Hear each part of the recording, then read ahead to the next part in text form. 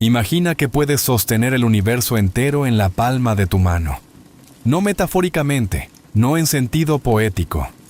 Imagina que hay una versión del cosmos reducida hasta caber entre tus dedos, con galaxias diminutas girando suavemente como motas de polvo, y que puedes inclinar la mano y observar cómo miles de millones de estrellas se deslizan hacia un extremo como granos de arena fina en una playa interminable. Ahora cierra los ojos un segundo y pregúntate, en ese universo que cabe en tu mano, ¿dónde estarías tú? ¿Dónde estaría la Tierra? ¿Dónde estaría todo lo que has conocido, amado, perdido, soñado? La respuesta es que no estarías en ningún lugar que puedas señalar. Serías algo tan infinitamente pequeño que ni siquiera los instrumentos más precisos podrían detectarte.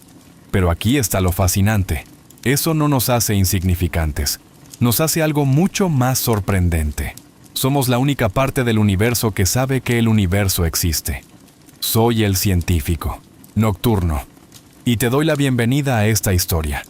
Si estás aquí, probablemente ya sabes lo que se siente al quedarse despierto de madrugada, pensando en preguntas demasiado grandes para el día. Qué bueno que estés aquí. Si esta narración te resulta interesante, te invito a que le des un me gusta y te suscribas al canal para que podamos seguir construyendo juntos este espacio nocturno de ciencia y asombro. Y antes de que empecemos de verdad, deja un comentario diciéndome desde dónde estás viendo esto y qué hora es ahora mismo en tu parte del mundo. Me encanta imaginar a personas en todos los usos horarios del planeta reunidas alrededor de estas historias. Tu apoyo hace posible que podamos seguir creando contenido largo y profundo como este, sin prisa, sin interrupciones, solo ciencia y curiosidad.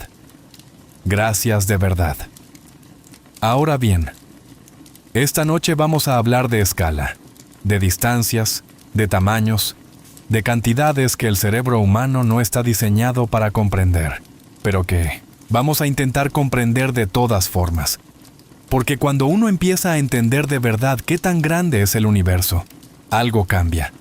No de forma dramática, no de forma aterradora. Cambia suavemente, como cuando el sol se pone lentamente, y de repente te das cuenta de que ya es de noche, y no recuerdas exactamente cuándo ocurrió la transición. Así cambia la perspectiva cuando entiendes la escala del cosmos, y eso es lo que vamos a explorar esta noche. Empecemos por algo que conocemos bien. Empecemos por nosotros mismos. Un ser humano adulto mide, en promedio, aproximadamente 1,70 m de altura. Digamos 1,75 m para tener un número redondo. Eso es lo que somos físicamente. Poco más de 1,5 m de materia organizada. Si extendieras los brazos, de punta a punta, medirías más o menos lo mismo que mides de pie. Somos, en términos de proporciones, bastante simétricos. Y dentro de esa estructura de 1,75 m hay aproximadamente 37 billones de células. No millones, billones. 37 seguido de 12 ceros. Cada una de esas células es en sí misma un mundo extraordinariamente complejo, con su propia maquinaria interna, sus propios procesos, sus propios mecanismos de reparación y comunicación.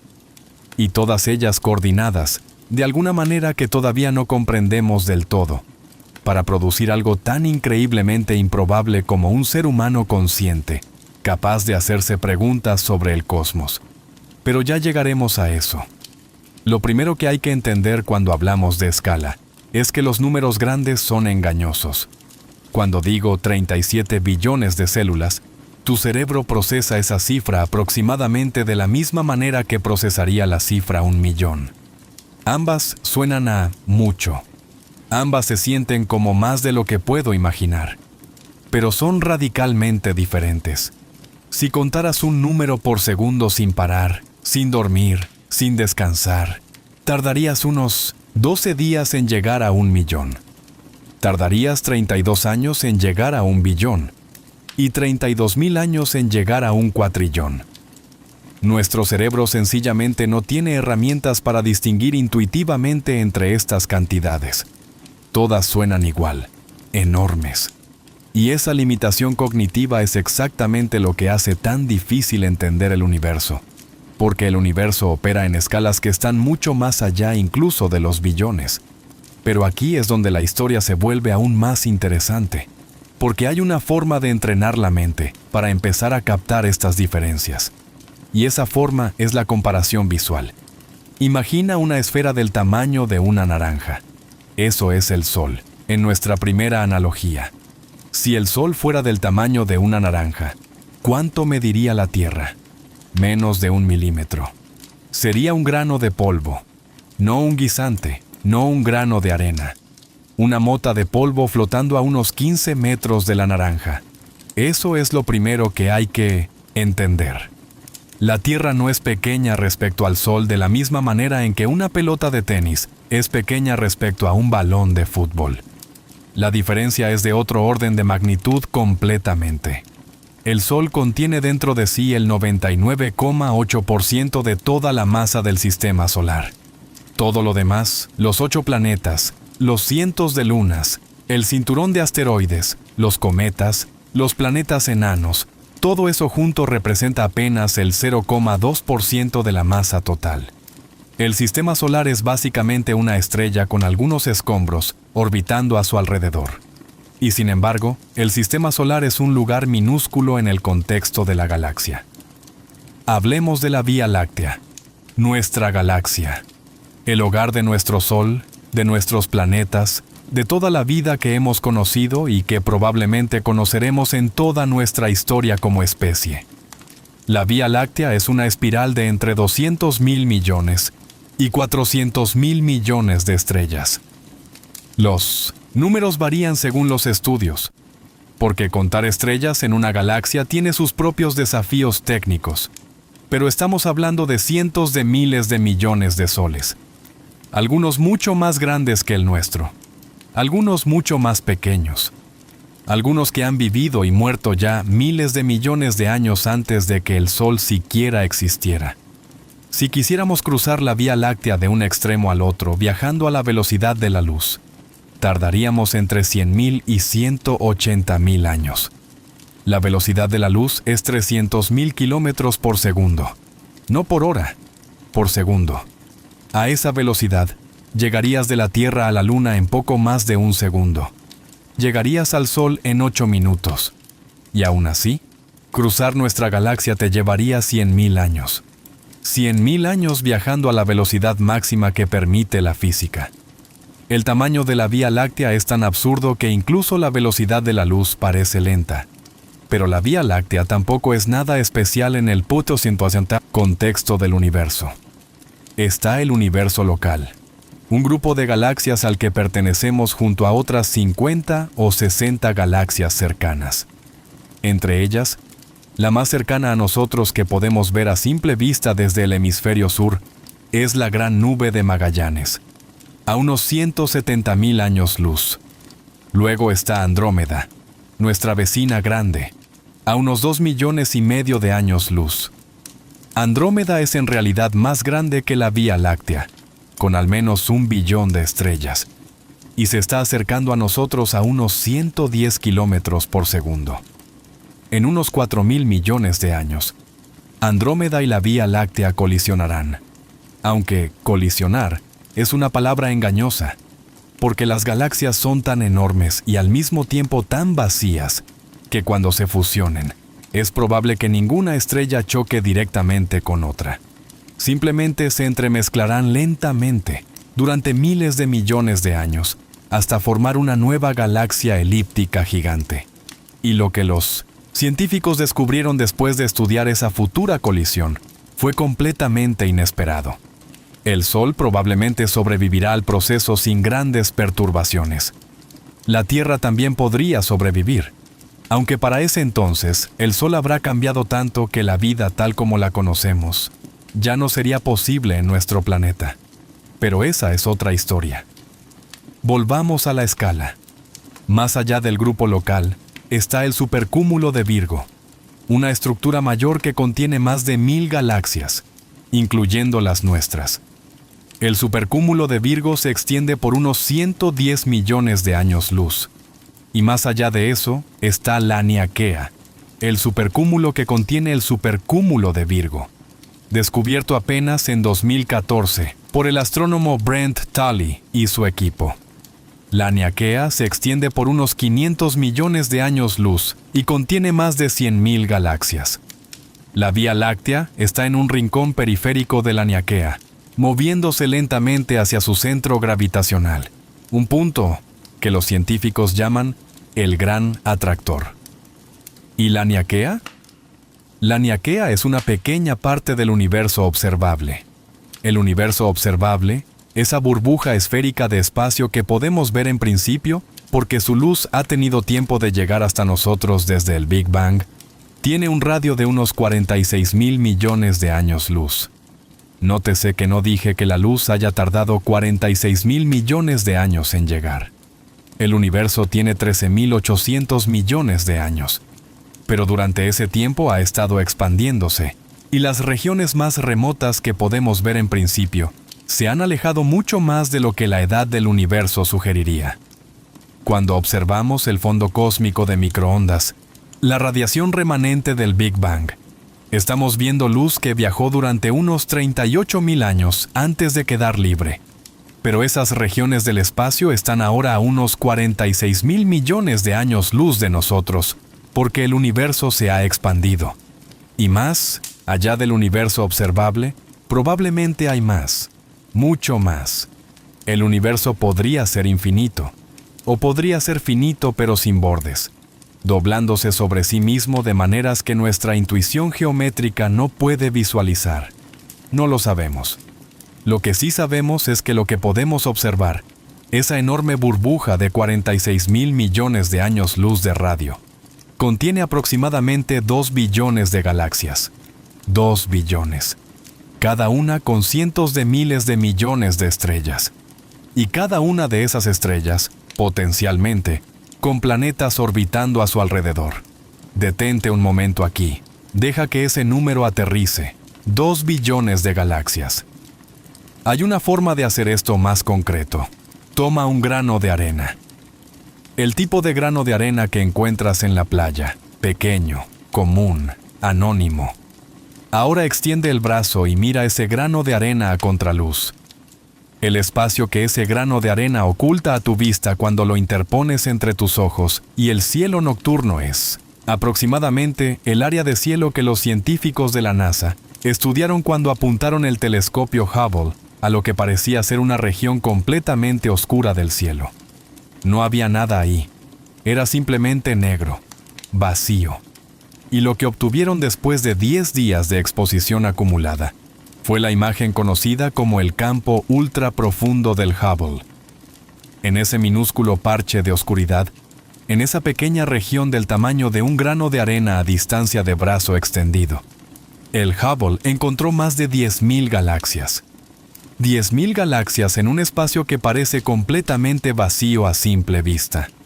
Multiplica eso por toda la bóveda celeste y obtendrás una estimación aproximada de cuántos objetos similares hay en el universo observable.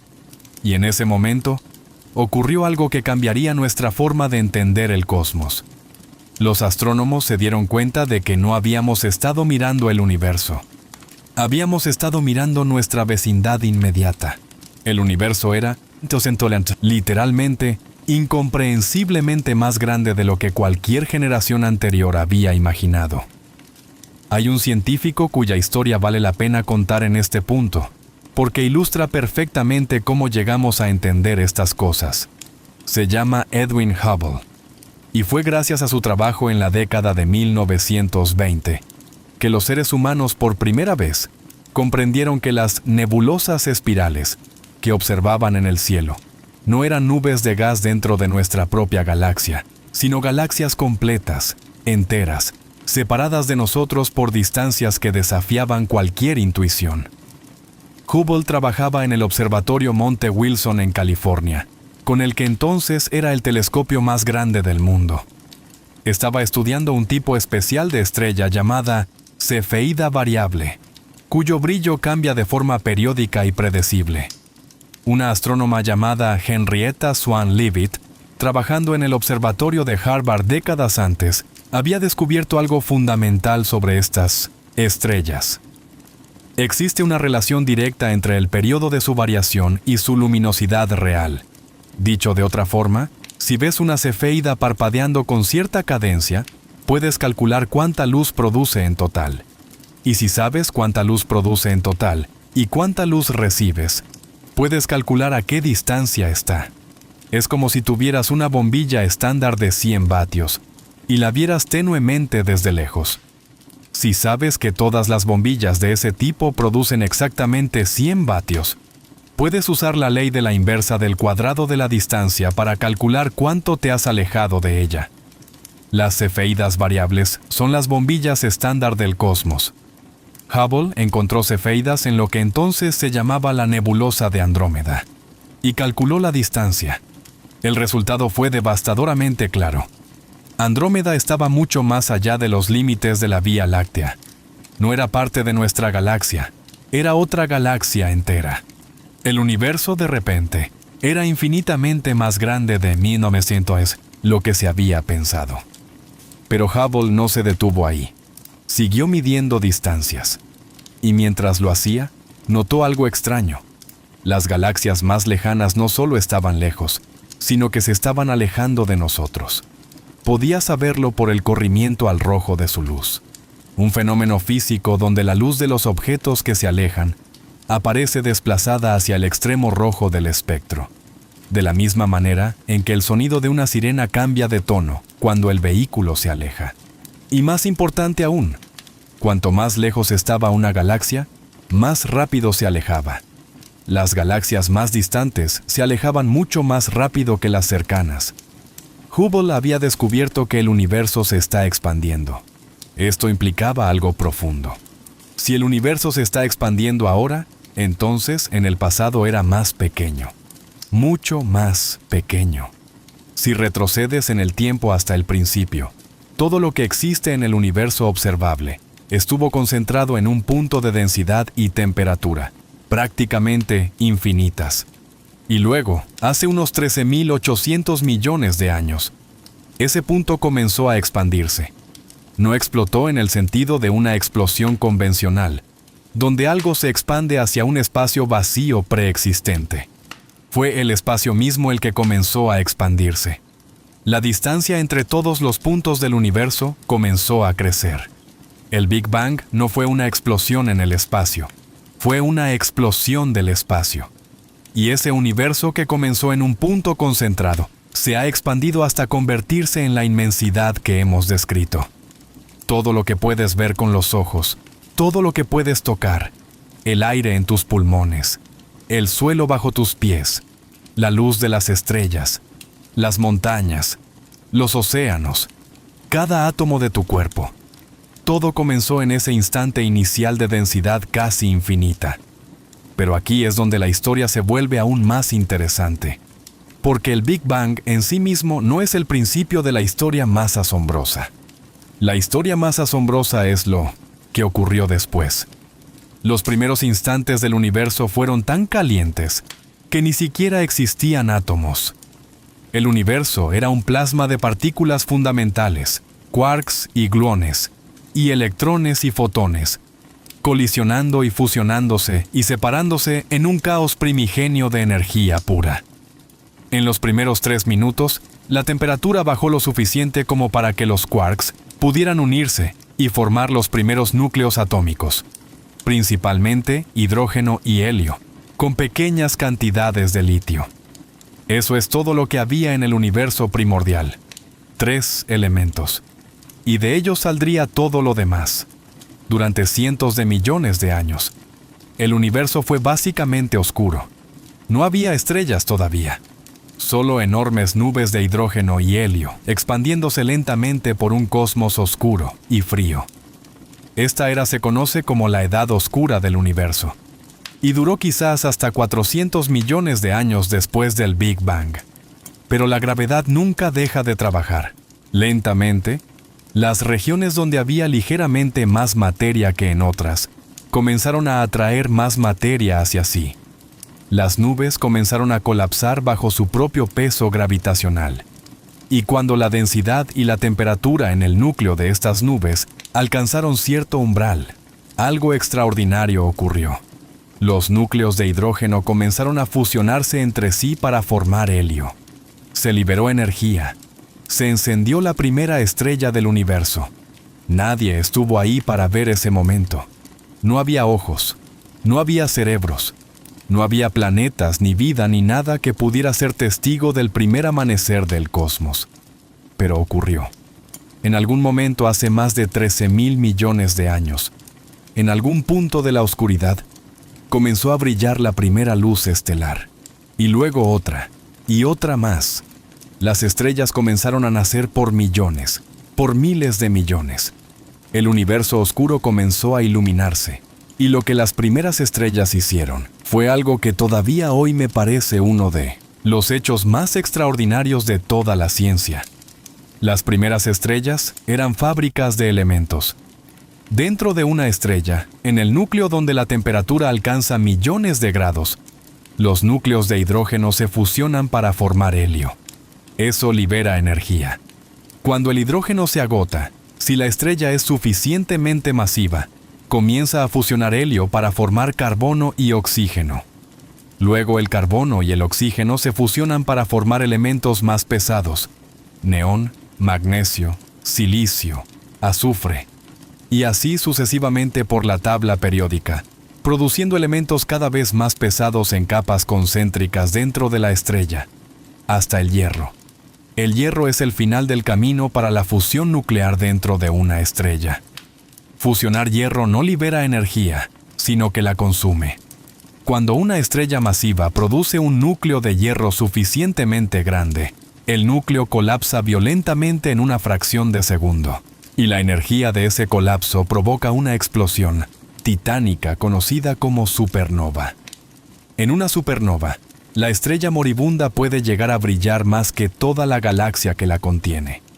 Y durante esa explosión, con las temperaturas y presiones extremas que se generan, se forman los elementos más pesados que el hierro: cobre, zinc, oro, plata, platino, uranio.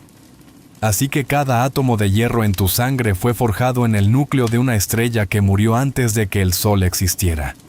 El calcio de tus huesos, el oxígeno de tu respiración, el carbono de tus moléculas de ADN. Todos esos átomos tienen una historia que comienza en el interior de estrellas antiguas. Cuando esas estrellas explotaron como supernovas, dispersaron sus materiales por el espacio. Y esas nubes de polvo enriquecido con elementos pesados, viajando por el cosmos durante millones de años, eventualmente colapsaron y formaron nuevas estrellas, nuevos planetas, y en algún caso particular, la vida. Pero antes de que sigamos adelante, me gustaría que nos detuviéramos un momento en nuestra propia estrella, en el Sol. En esa esfera de plasma de 1.400.000 kilómetros de diámetro, que lleva ardiendo desde hace 4.500 millones de años, y que hace posible absolutamente todo lo que conocemos en este planeta.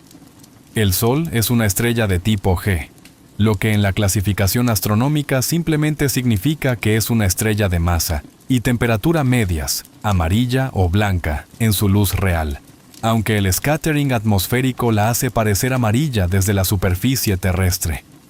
No es especialmente grande, no es especialmente brillante. En la Vía Láctea hay estrellas cientos de veces más masivas y miles de veces más luminosas. Pero el Sol tiene una característica que lo hace extraordinariamente especial para nosotros. Lleva ardiendo de forma estable durante miles de millones de años, y continuará haciéndolo durante miles de millones más. Las estrellas muy masivas, las más espectaculares, las que brillan con la furia de millones de soles, tienen vidas muy cortas en términos cósmicos.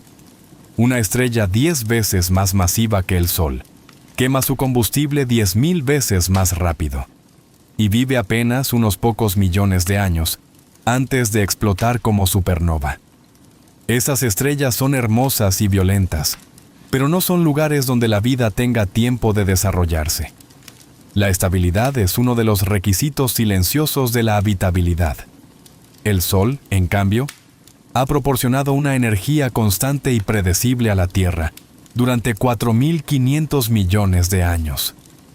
Ese tiempo, esa enorme paciencia del cosmos, fue lo que permitió que la vida pasara de las primeras moléculas autorreplicantes en los océanos primitivos hasta organismos tan complejos como un árbol, un pulpo, un elefante o un ser humano.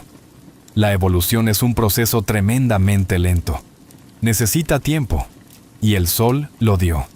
En el núcleo del Sol, en este preciso momento, se están fusionando aproximadamente 600 millones de toneladas de hidrógeno cada segundo. 600 millones de toneladas cada segundo, convertidas en helio mediante la fusión nuclear, con una pequeña fracción de esa masa transformada en energía pura, según la famosa ecuación de Einstein, E igual a mc². Esa energía viaja desde el núcleo del Sol hacia su superficie, un viaje que puede tardar decenas de miles de años porque la materia solar es tan densa que los fotones rebotan continuamente entre partículas antes de abrirse paso. Y luego, una vez en la superficie solar, esa energía cruza los 150 millones de kilómetros que nos separan del Sol en apenas 8 minutos. 8 minutos.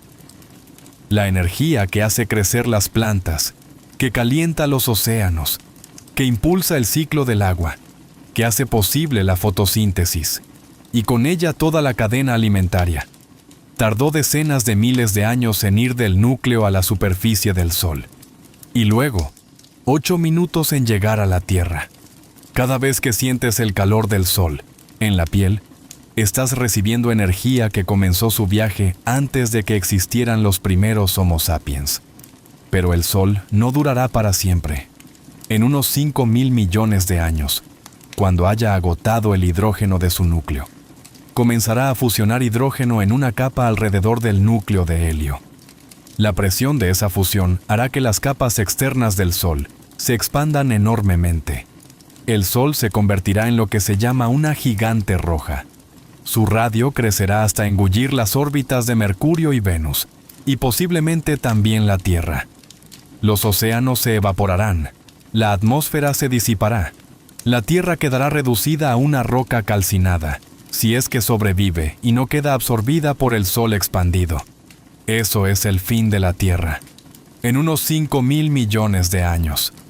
Y después, el Sol, habiendo agotado el helio de su núcleo, expulsará sus capas externas en una nebulosa planetaria de gas luminoso que brillará durante decenas de miles de años.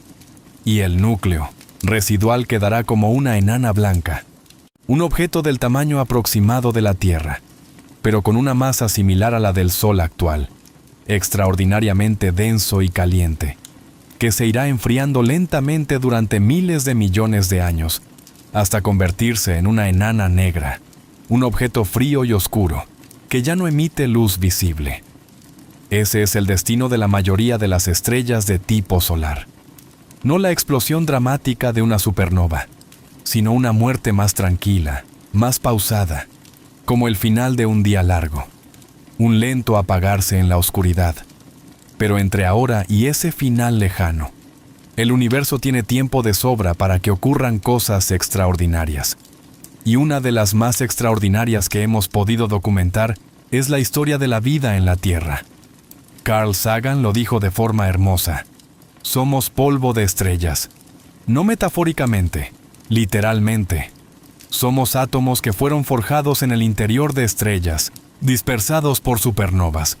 Viajaron por el espacio durante millones de años. Colapsaron en un nuevo sistema solar. Se organizaron en planetas. Y en un planeta en particular se organizaron en moléculas, luego en células, luego en organismos, y eventualmente en un ser humano que ahora está despierto por la noche, escuchando esta historia y preguntándose por el universo. El universo construyó seres capaces de contemplarlo a través de nosotros. Pero sigamos con la escala, porque todavía no hemos llegado a lo más sorprendente. Hablamos del sistema solar, de la Vía Láctea, del universo observable. Ahora vamos en la otra dirección. Vamos hacia adentro. Si la Tierra fuera del tamaño de un balón de baloncesto, ¿cuánto mediría un humano? Aproximadamente 1/10 de milímetro, casi invisible. Una mota que apenas podrías ver a simple vista. Y sin embargo, dentro de esa mota, hay 37 billones de células, cada una con su propio universo interior. Ahora zoom hacia adentro. Una célula humana típica mide entre 10 y 100 micrómetros. Un micrómetro es la milésima parte de un milímetro, invisible sin microscopio. Y dentro de esa célula hay estructuras más pequeñas aún. El núcleo, las mitocondrias, el retículo endoplasmático, el complejo de Golgi. Cada una de esas estructuras realizando funciones específicas, complejas, coordinadas. La célula es como una ciudad en miniatura, con sus propios sistemas de energía, de comunicación, de transporte, de producción y de eliminación de residuos. Dentro del núcleo de la célula, enrollado en estructuras llamadas cromosomas, está el ADN. Si estiraras el ADN de una sola célula humana, obtendría una hebra de aproximadamente 2 metros de longitud. 2 metros de código genético enrollado dentro de un núcleo que mide menos de 1/100 de milímetro. Y dentro de ese ADN, codificados en secuencias de 4 bases químicas, están las instrucciones para construir y operar un ser humano completo. El ADN no es solo largo, es también enormemente complejo. El genoma humano tiene unos 3.000 millones de pares de bases. Si los leyeras en voz alta a velocidad normal, tardarías décadas. Si los imprimieras en papel, llenarías miles de libros de tamaño estándar. Y todo eso está en cada célula de tu cuerpo. Pero incluso el ADN no es el nivel más pequeño de la naturaleza. Las moléculas de ADN están hechas de átomos. Y aquí es donde la escala se vuelve verdaderamente asombrosa. Un átomo es tan pequeño que si pudieras alinear 100 millones de átomos de hidrógeno uno al lado del otro, medirían aproximadamente 1 centímetro. En 1 centímetro caben 100 millones de átomos de hidrógeno. Para dar otra perspectiva, si el átomo de hidrógeno fuera del tamaño de un guisante, un ser humano mediría aproximadamente la altura de 2 veces la distancia entre la Tierra y la Luna. Los átomos son increíblemente pequeños. Y sin embargo, incluso el átomo no es lo más pequeño. Cada átomo está compuesto de un núcleo central, hecho de protones y neutrones, rodeado por electrones. El núcleo atómico es aún mucho más pequeño que el átomo completo. Si el átomo fuera del tamaño de un estadio de fútbol, el núcleo en el centro sería del tamaño de una canica. El resto del átomo es espacio vacío. La materia sólida, incluyendo tu propio cuerpo, es en su mayor parte vacío. Los átomos que te componen son casi completamente vacío, con un núcleo diminuto en el centro y electrones orbitando a enorme distancia relativa. Y los protones y neutrones del núcleo no son fundamentales tampoco. Están compuestos de quarks, que son las partículas fundamentales de la materia según nuestro conocimiento actual. Los quarks, junto con los leptones, de los que el electrón es el ejemplo más conocido, son los ladrillos básicos de los que está hecha toda la materia que conocemos. ¿Y cuánto mide un quark? Si los quarks tienen un tamaño, es tan pequeño que nuestros instrumentos actuales no pueden medirlo. Para todos los efectos prácticos, tratamos a los quarks como puntos sin extensión espacial. La materia, en su nivel más fundamental que podemos estudiar actualmente, podría ser puntos matemáticos abstractos, sin dimensión ni tamaño. Así que tenemos este espectro asombroso, desde las estructuras del universo observable que se extienden por decenas de miles de millones de años luz, pasando por supercúmulos de galaxias, cúmulos de galaxias, galaxias individuales con cientos de miles de millones de estrellas, sistemas solares con planetas, planetas con continentes y océanos, continentes con montañas y ciudades, ciudades con personas, personas con células, células con moléculas, moléculas con átomos, átomos con núcleos y electrones, núcleos con protones y neutrones con quarks, y quarks que podrían ser puntos sin tamaño. La escala del universo va desde lo posiblemente infinito hasta lo posiblemente sin tamaño. Y nosotros, los seres humanos, existimos en algún punto intermedio de ese espectro. Lo que los científicos descubrieron después de mapear este espectro fue completamente inesperado. La escala a la que existimos los seres humanos no es aleatoria. Estamos exactamente a mitad de camino, en términos de escala logarítmica, entre el átomo y el universo observable. Si los representas en una escala matemática, los humanos estamos justo en el centro. No sabemos si eso tiene algún significado profundo, pero sí es una curiosidad que hace reflexionar. Y sin embargo, en términos absolutos, somos infinitesimalmente pequeños. Aquí hay un ejercicio mental que me parece extraordinario. Imagina que tienes una nave espacial capaz de viajar a la velocidad de la luz. Sales de la Tierra ahora mismo. En poco más de un segundo, pasas la Luna. En 8 minutos, llegas al Sol. En 5 horas y media llegas a Plutón, en el borde exterior del Sistema Solar. En 4 años y 4 meses, llegas a la estrella más cercana al Sol, Próxima Centauri. 4 años viajando a la velocidad de la luz para llegar al vecino más cercano del Sol. Sigues viajando. Pasas más estrellas, cada vez más. Después de unos 25.000 años, llegas al centro de la Vía Láctea. Después de 100.000 años, cruzas la galaxia de parte a parte y llegas al otro extremo.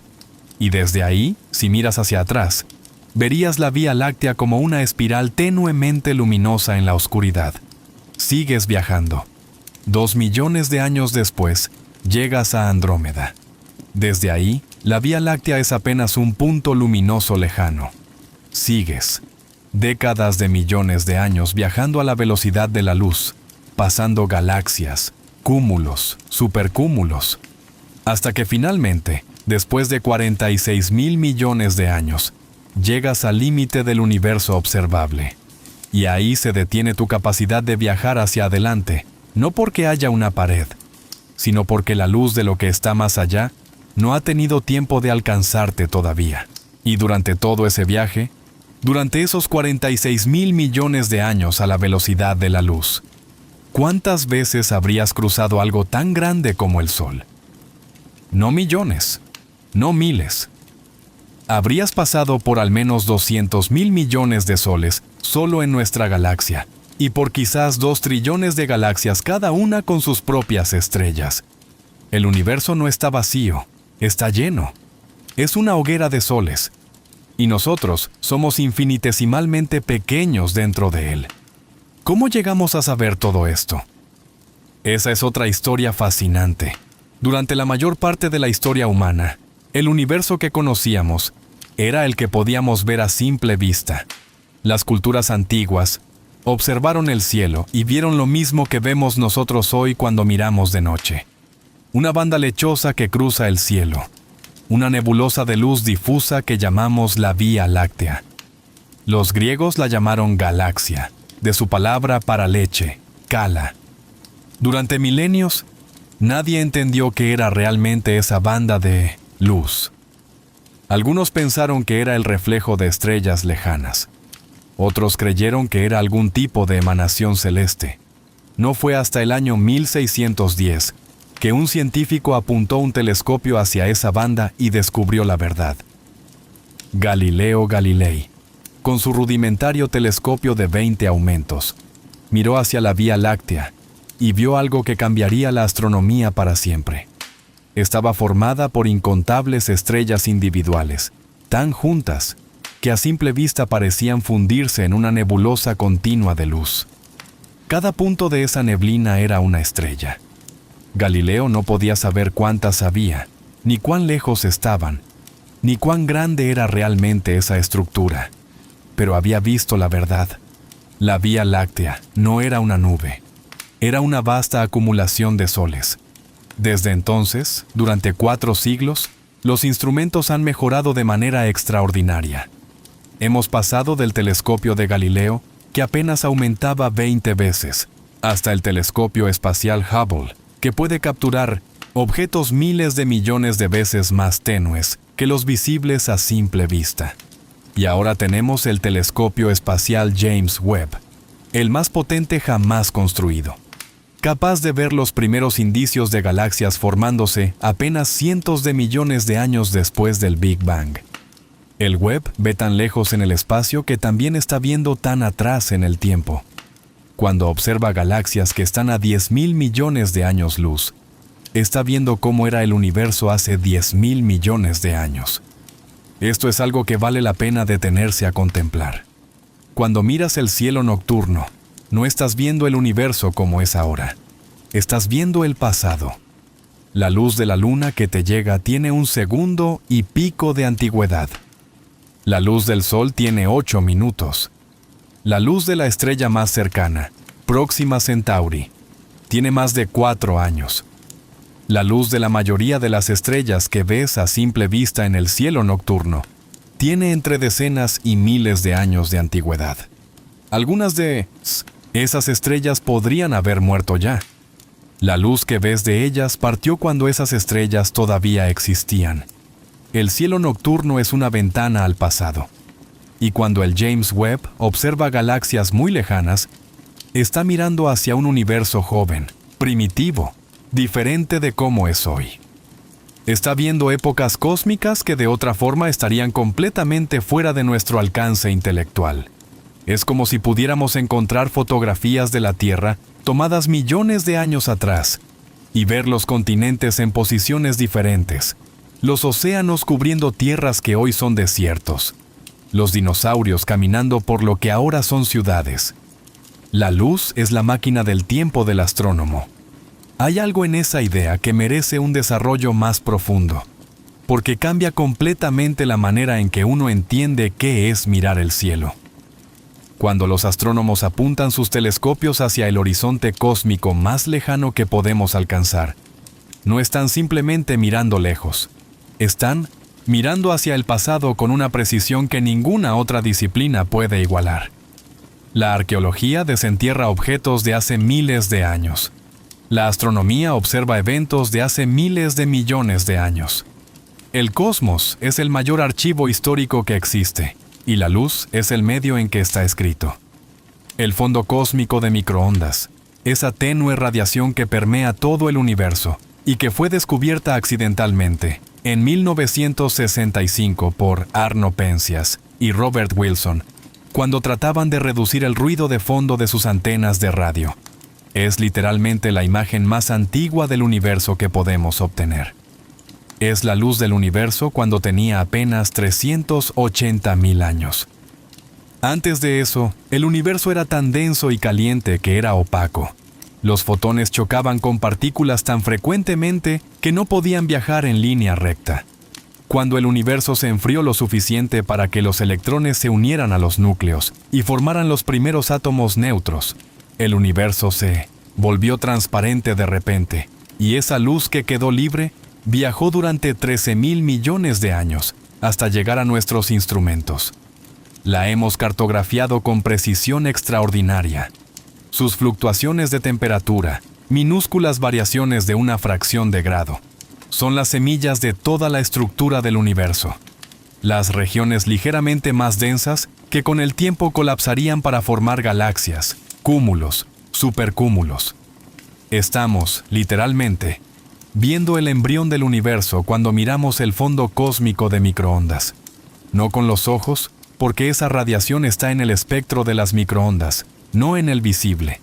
Pero con instrumentos como el satélite Planck de la Agencia Espacial Europea, que en la primera mitad de la década de 2010 produjo los mapas más detallados jamás obtenidos de esa radiación primordial, revelando con una precisión asombrosa los parámetros fundamentales del universo: su edad, su composición, su geometría, su historia de expansión.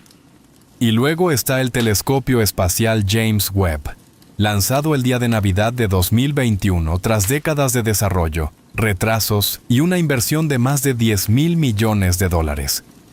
El Webb no observa principalmente en luz visible como el Hubble, sino en infrarrojo, lo que le permite ver a través del polvo que bloquea la luz visible y detectar la luz de objetos tan lejanos, que su luz ha sido estirada por la expansión del universo desde el ultravioleta y el visible hasta el infrarrojo. Es como ver a través de las paredes del universo. Las primeras imágenes del web, publicadas en julio de 2022, detuvieron el mundo. Una de ellas mostraba el cúmulo de galaxias SMACS 0723, una región del cielo del tamaño aparente de un grano de arena, a distancia de brazo extendido. En esa imagen había miles de galaxias, algunas de ellas vistas tal y como eran cuando el universo tenía apenas unos pocos cientos de millones de años.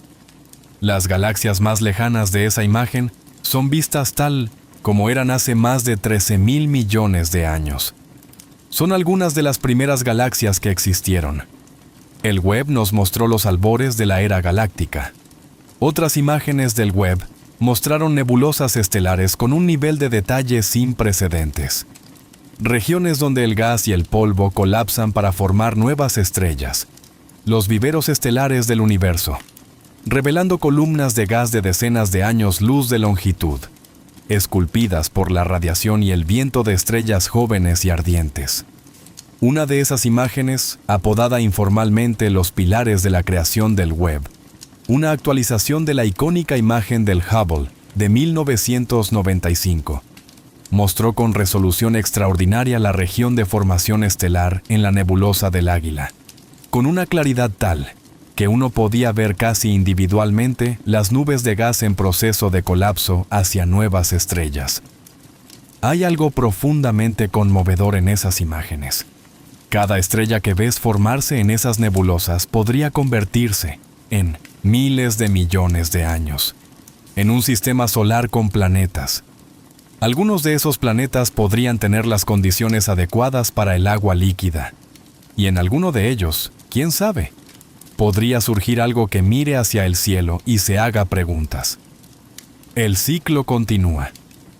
El telescopio James Webb también ha comenzado a estudiar las atmósferas de exoplanetas, buscando las huellas químicas de posibles biomas en mundos distantes. Cuando la luz de una estrella pasa a través de la atmósfera de un planeta en tránsito frente a ella, ciertas moléculas absorben longitudes de onda específicas, dejando una huella que los espectrógrafos pueden detectar y analizar.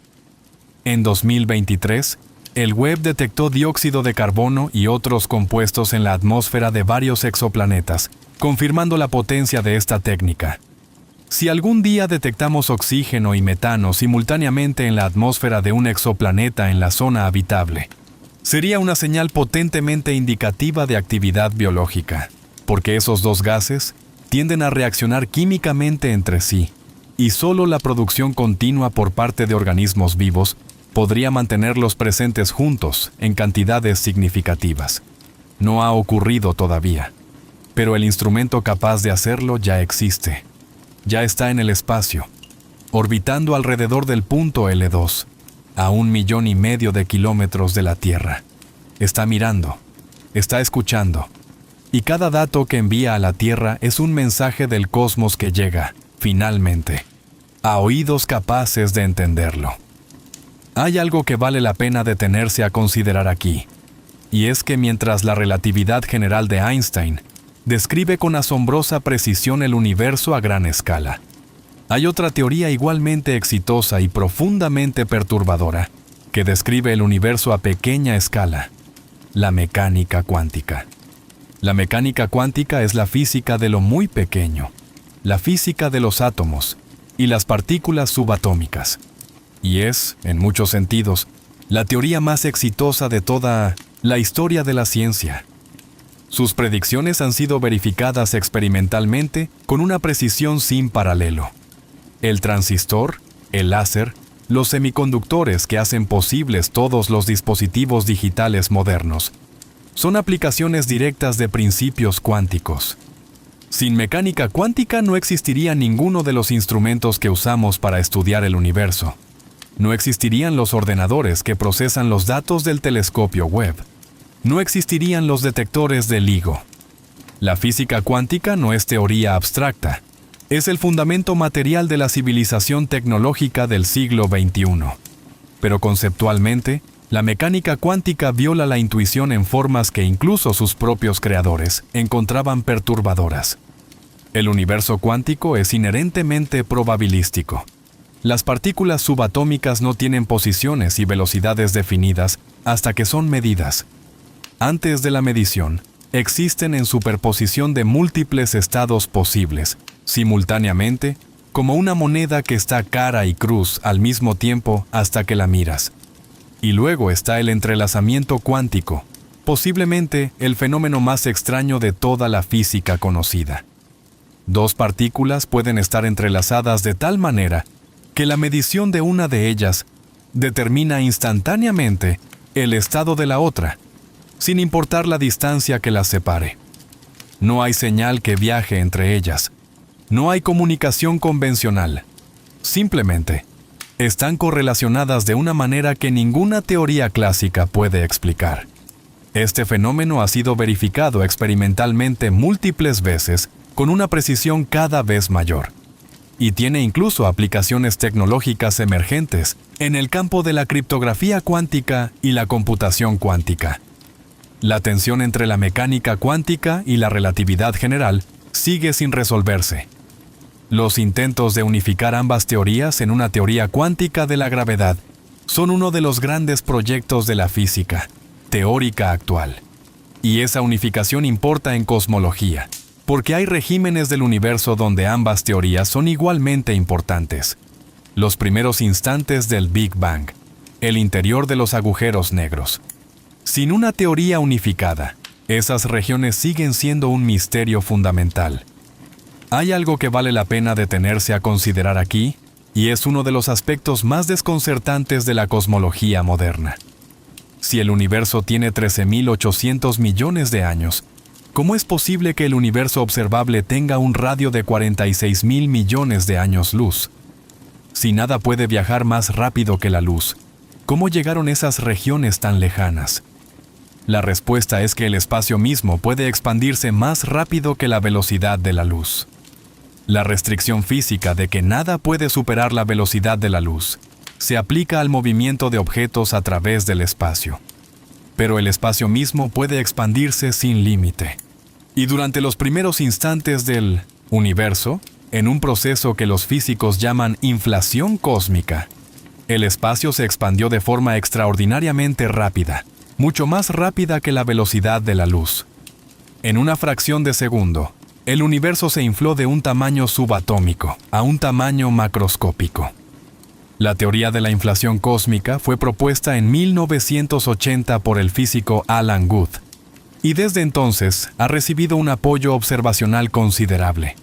No es perfecta, hay aspectos de ella que todavía no comprendemos del todo, pero explica con elegancia por qué el universo observable parece tan uniforme en todas las direcciones, por qué la geometría del universo parece plana en lugar de curva, y por qué no vemos ciertas estructuras que la teoría sin inflación predice. Y en ese momento de la historia de la cosmología, ocurrió algo que cambiaría nuestra forma de entender el universo. En 1998, dos equipos de astrónomos que estudiaban supernovas distantes para medir la velocidad de expansión del universo esperaban encontrar que dicha expansión se estaba desacelerando bajo la atracción gravitacional de toda la materia cósmica. Lo que encontraron en cambio fue que la expansión se está acelerando. El universo no solo se está expandiendo cada vez más rápido. Esto era tan inesperado que los propios científicos dudaron de sus resultados. Los revisaron una y otra vez. Pero los datos eran claros. La expansión del universo se está acelerando. Algo tiene que estar causando esa aceleración, algo que actúa como una fuerza repulsiva a escala cósmica. Los físicos la llamaron energía oscura, y es quizás el misterio más grande de la cosmología actual. Nadie sabe qué es la energía oscura. Sabemos que tiene que existir porque vemos sus efectos. Sabemos que representa aproximadamente el 68% de todo el contenido energético del universo. La materia ordinaria, toda la materia que podemos ver y tocar, todos los átomos de todos los planetas y estrellas y galaxias, representa apenas el 5% del universo. Otro 27% es algo llamado materia oscura, que tampoco entendemos bien, pero cuya influencia gravitacional podemos detectar. Y el 68% restante es energía oscura, cuya naturaleza es completamente desconocida.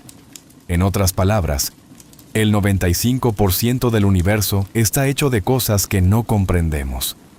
La ciencia, en toda su gloria y precisión, todavía es fundamentalmente ignorante sobre la mayor parte de la realidad física.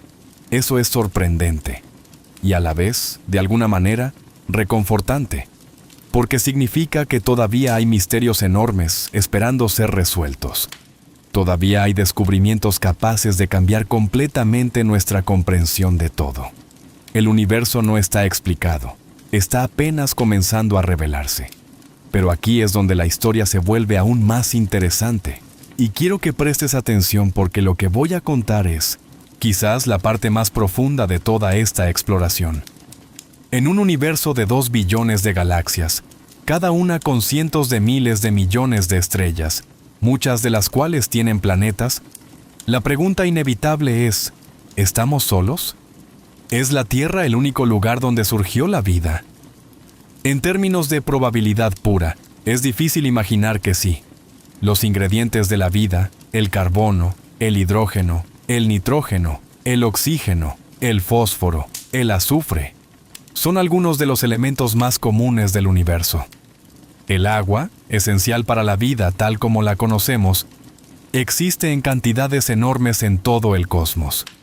En el propio sistema solar, además de los océanos de la Tierra, hay océanos líquidos bajo el hielo de lunas como Europa, en Júpiter, y Encélado, en Saturno. Los cometas y asteroides contienen moléculas orgánicas complejas. En las nubes moleculares del espacio interestelar, se han detectado moléculas cada vez más complejas, incluyendo precursores de aminoácidos, los bloques de construcción de las proteínas.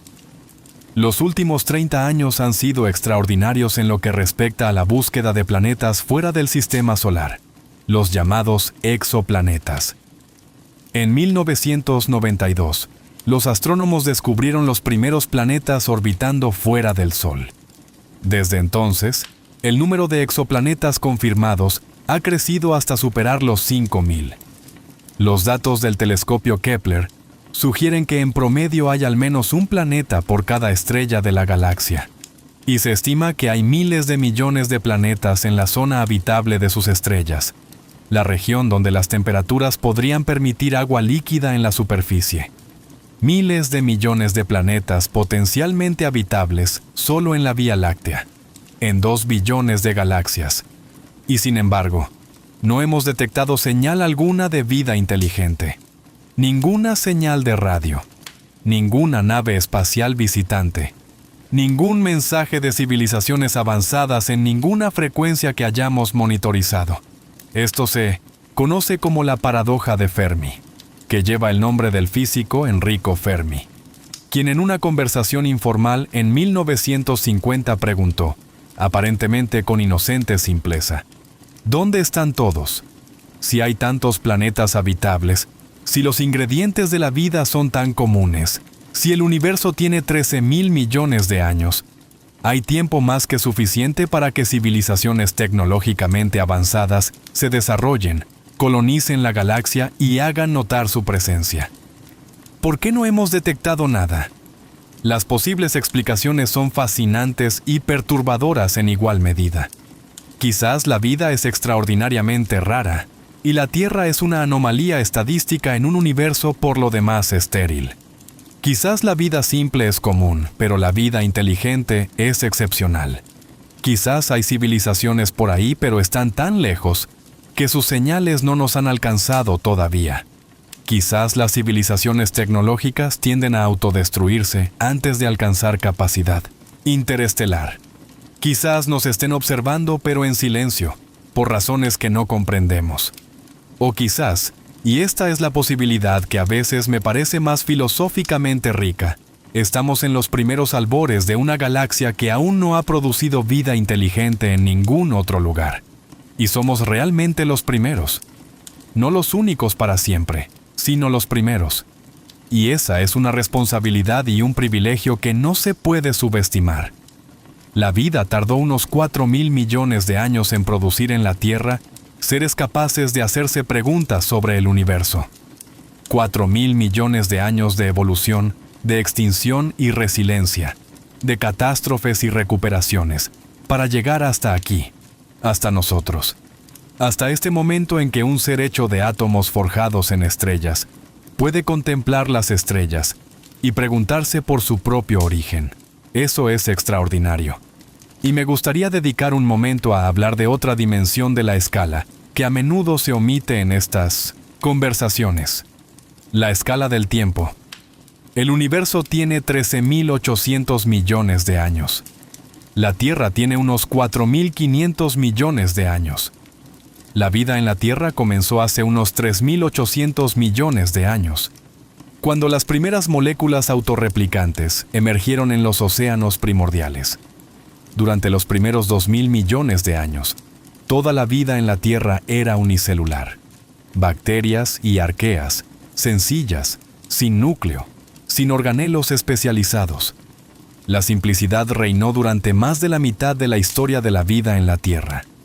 Luego, hace unos 2.000 millones de años, ocurrió algo que los biólogos consideran uno de los saltos evolutivos más importantes de toda la historia de la vida. Una bacteria fue engullida por otra célula y, en lugar de ser digerida, comenzó a vivir dentro de ella como simbiótica. Esa bacteria, que eventualmente se convertiría en las mitocondrias que hoy producen energía en cada célula tuya, hizo posible el surgimiento de la vida eucariota, la vida con células que tienen núcleo y estructuras internas especializadas.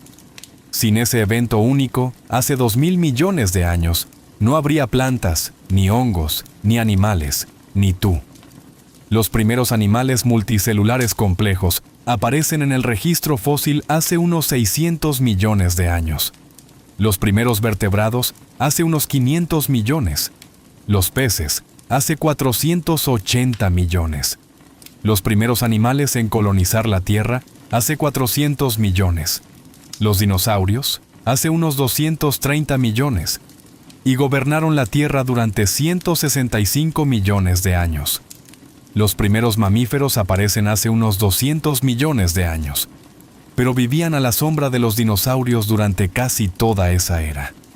Fue solo hace 66 millones de años, cuando un asteroide de unos 10 kilómetros de diámetro impactó en lo que hoy es la península de Yucatán en México, que los dinosaurios no aviarios se extinguieron y los mamíferos pudieron diversificarse y prosperar. Los primeros primates aparecen hace unos 60 millones de años. Los primeros grandes simios, hace 20 millones. Los primeros homínidos que caminaban erectos, hace unos 7 millones. El Homo sapiens como especie biológicamente moderna tiene entre 200 y 300 mil años. La civilización humana, la agricultura, las ciudades, la escritura, tiene apenas unos 12.000 años. En la escala del universo, 12.000 años de civilización son un instante insignificante. Si comprimieras toda la historia del universo en un solo año calendario, el Big Bang ocurriría el 1 de enero. El sistema solar formaría a principios de septiembre. La vida aparecería en la Tierra a mediados de septiembre. Los dinosaurios llegarían el 25 de diciembre y se extinguirían el 29.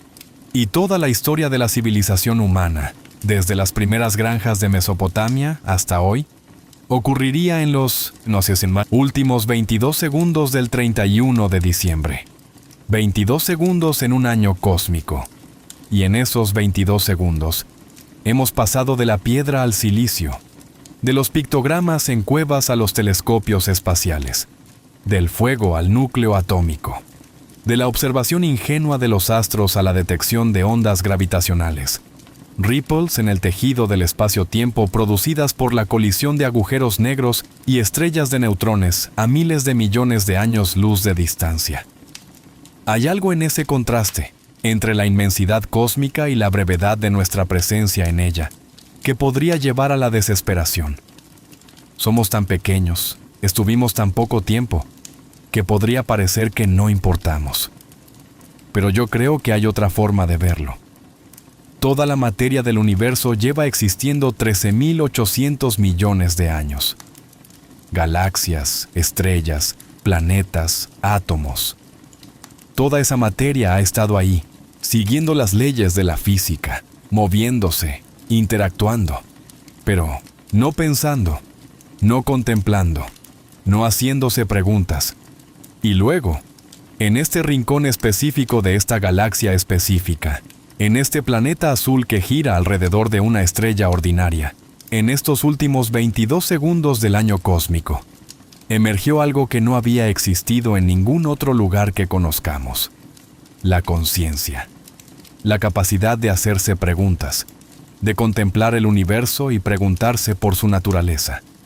Por primera vez en la historia del cosmos, el universo comenzó a conocerse a sí mismo. Tú eres el universo observándose a sí mismo.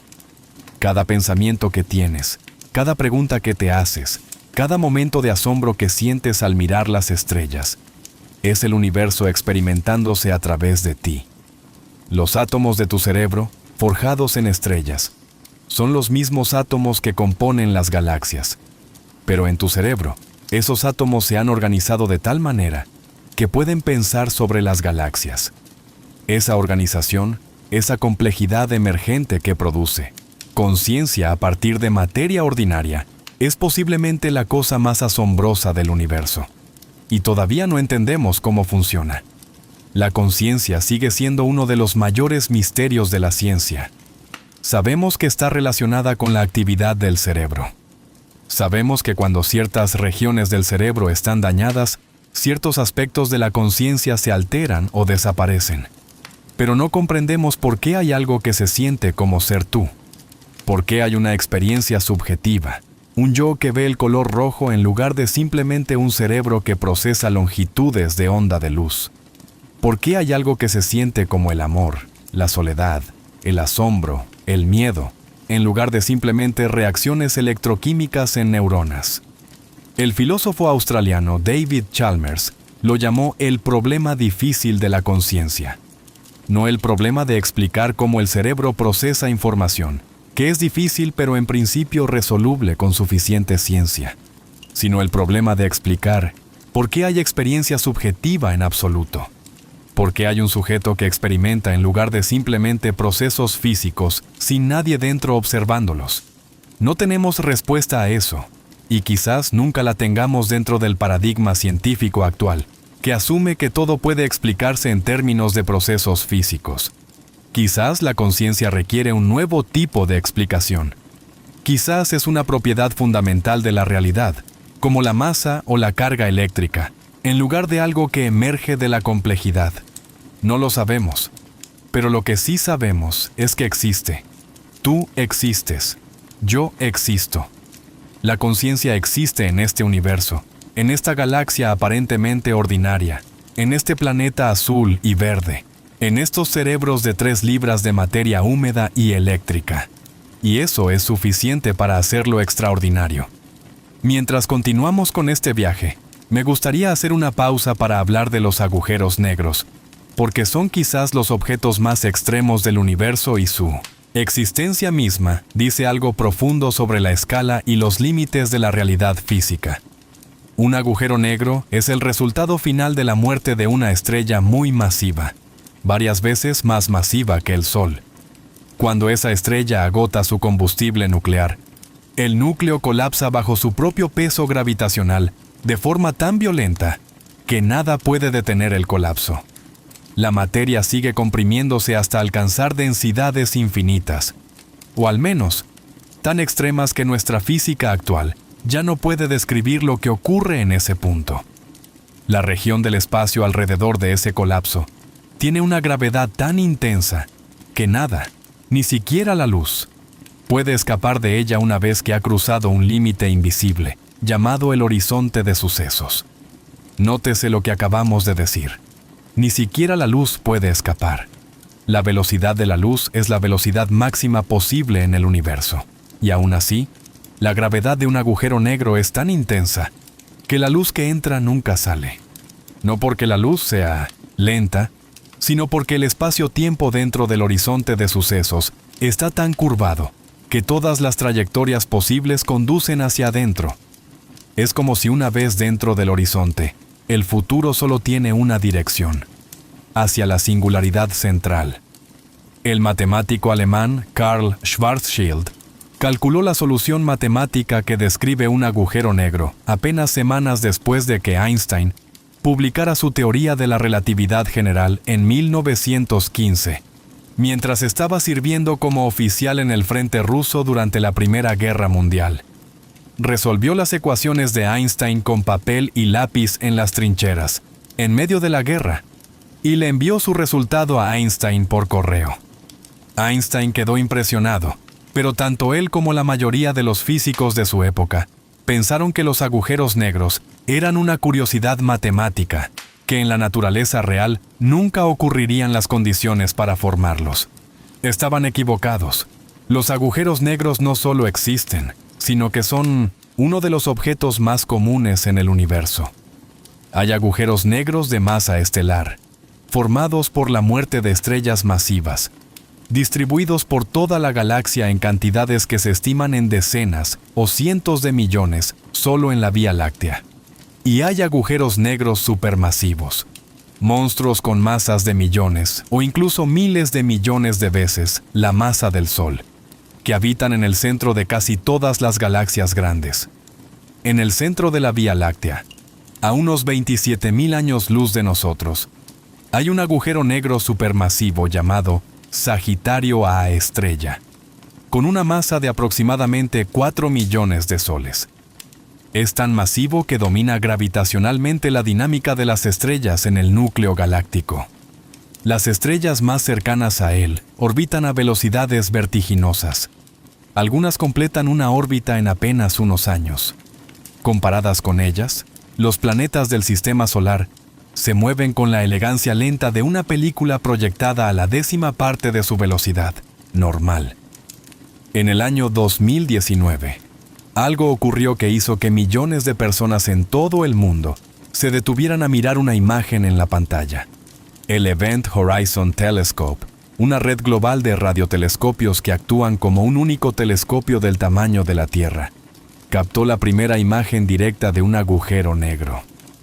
No de Sagitario A estrella en nuestro centro galáctico, sino del agujero negro supermasivo en el centro de la galaxia M87, a unos 55 millones de años luz de distancia. La imagen mostró un anillo de luz incandescente, el gas y el polvo supercalentados, justo antes de cruzar el horizonte de sucesos, con una sombra oscura en el centro. El propio horizonte de sucesos del agujero negro, la región de la que no puede escapar ni la luz.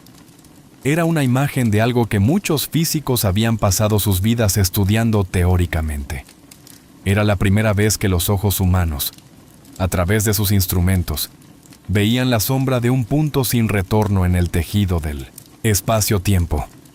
El equipo que lo hizo fue dirigido por Katie Bowman, una joven científica computacional que desarrolló los algoritmos clave para reconstruir la imagen a partir de los datos dispersos por varios telescopios. Cuando la imagen apareció en su pantalla por primera vez, sus compañeros la filmaron reaccionando con una alegría desbordante que se volvió viral.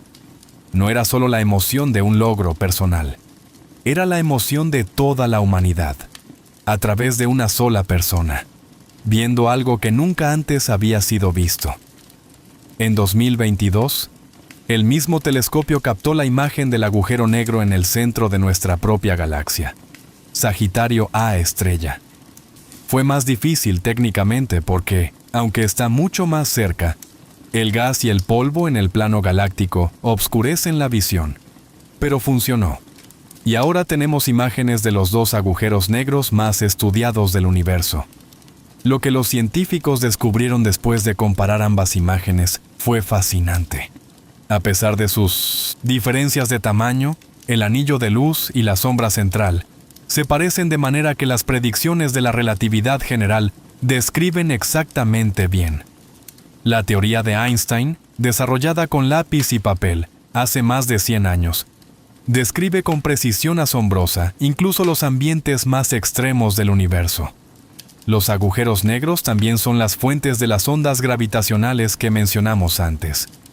Cuando dos agujeros negros se fusionan, el evento más violento del universo desde el Big Bang, liberan una cantidad de energía en ondas gravitacionales equivalente a la masa de varias estrellas completas convertida en energía pura, en una fracción de segundo. Y esas ondas viajan por el universo a la velocidad de la luz, durante miles de millones de años, hasta que llegan a los detectores LIGO y Virgo, y producen una vibración menor que el diámetro de un protón en sus brazos de kilómetros de longitud. Que podamos detectar eso es una de las proezas más extraordinarias de la ingeniería y la ciencia en toda la historia humana. Hay otro ángulo desde el que quiero explorar este tema de la escala, y es el de los números que gobiernan el universo. El universo parece estar finamente ajustado para la existencia de complejidad y posiblemente de vida. Las constantes físicas, los números que gobiernan el comportamiento de la materia y la energía, podrían haber tenido cualquier valor, pero tienen los valores que tienen. Y si fueran ligeramente diferentes, el universo sería un lugar radicalmente distinto. Probablemente sin estrellas, sin planetas, sin átomos complejos, sin vida. Por ejemplo, la fuerza nuclear fuerte, que mantiene unidos los quarks dentro de los protones y neutrones, y mantiene unidos los núcleos atómicos, podría ser ligeramente más débil o más fuerte. Si fuera apenas un 2% más fuerte, todos los protones del universo primitivo se habrían fusionado inmediatamente con otros protones formando diprotones, y no habría existido hidrógeno libre. Sin hidrógeno libre no hay agua, y sin agua probablemente no hay vida. Si fuera ligeramente más débil, los núcleos atómicos serían inestables y se desintegrarían. No habría elementos pesados. No habría química compleja. La constante gravitacional, que determina cuán fuerte es la gravedad, es otro ejemplo. Si fuera más fuerte, las estrellas quemarían su combustible tan rápidamente que no habría tiempo para que se desarrollara la vida en sus planetas. Si fuera más débil, las estrellas podrían no formarse en absoluto. La constante cosmológica, que está relacionada con la energía oscura y determina la tasa de expansión del universo, es quizás el ejemplo más extremo. Los cálculos teóricos predicen que debería ser aproximadamente 10 a la potencia 120 veces mayor de lo que es. El hecho de que sea tan pequeña, tan finamente ajustada a un valor casi exactamente cero, pero no del todo, parece increíblemente improbable desde un punto de vista matemático. Si fuera algo mayor, el universo se habría expandido tan rápidamente que la materia nunca habría tenido tiempo de congregarse en galaxias y estrellas. Si fuera negativa y de gran magnitud, el universo habría recolapsado hace miles de millones de años. Este aparente ajuste fino ha llevado a algunos científicos y filósofos a hablar del principio antrópico. La idea de que el universo parece ajustado para la existencia de observadores conscientes porque, de otro modo, no habría nadie para observarlo. Hay versiones débiles y fuertes de este principio, y su interpretación es objeto de debate activo. Una de las explicaciones más especulativas pero fascinantes para este ajuste fino es la hipótesis del multiverso. Quizás existen infinitos universos paralelos, cada uno con valores ligeramente diferentes de las constantes físicas.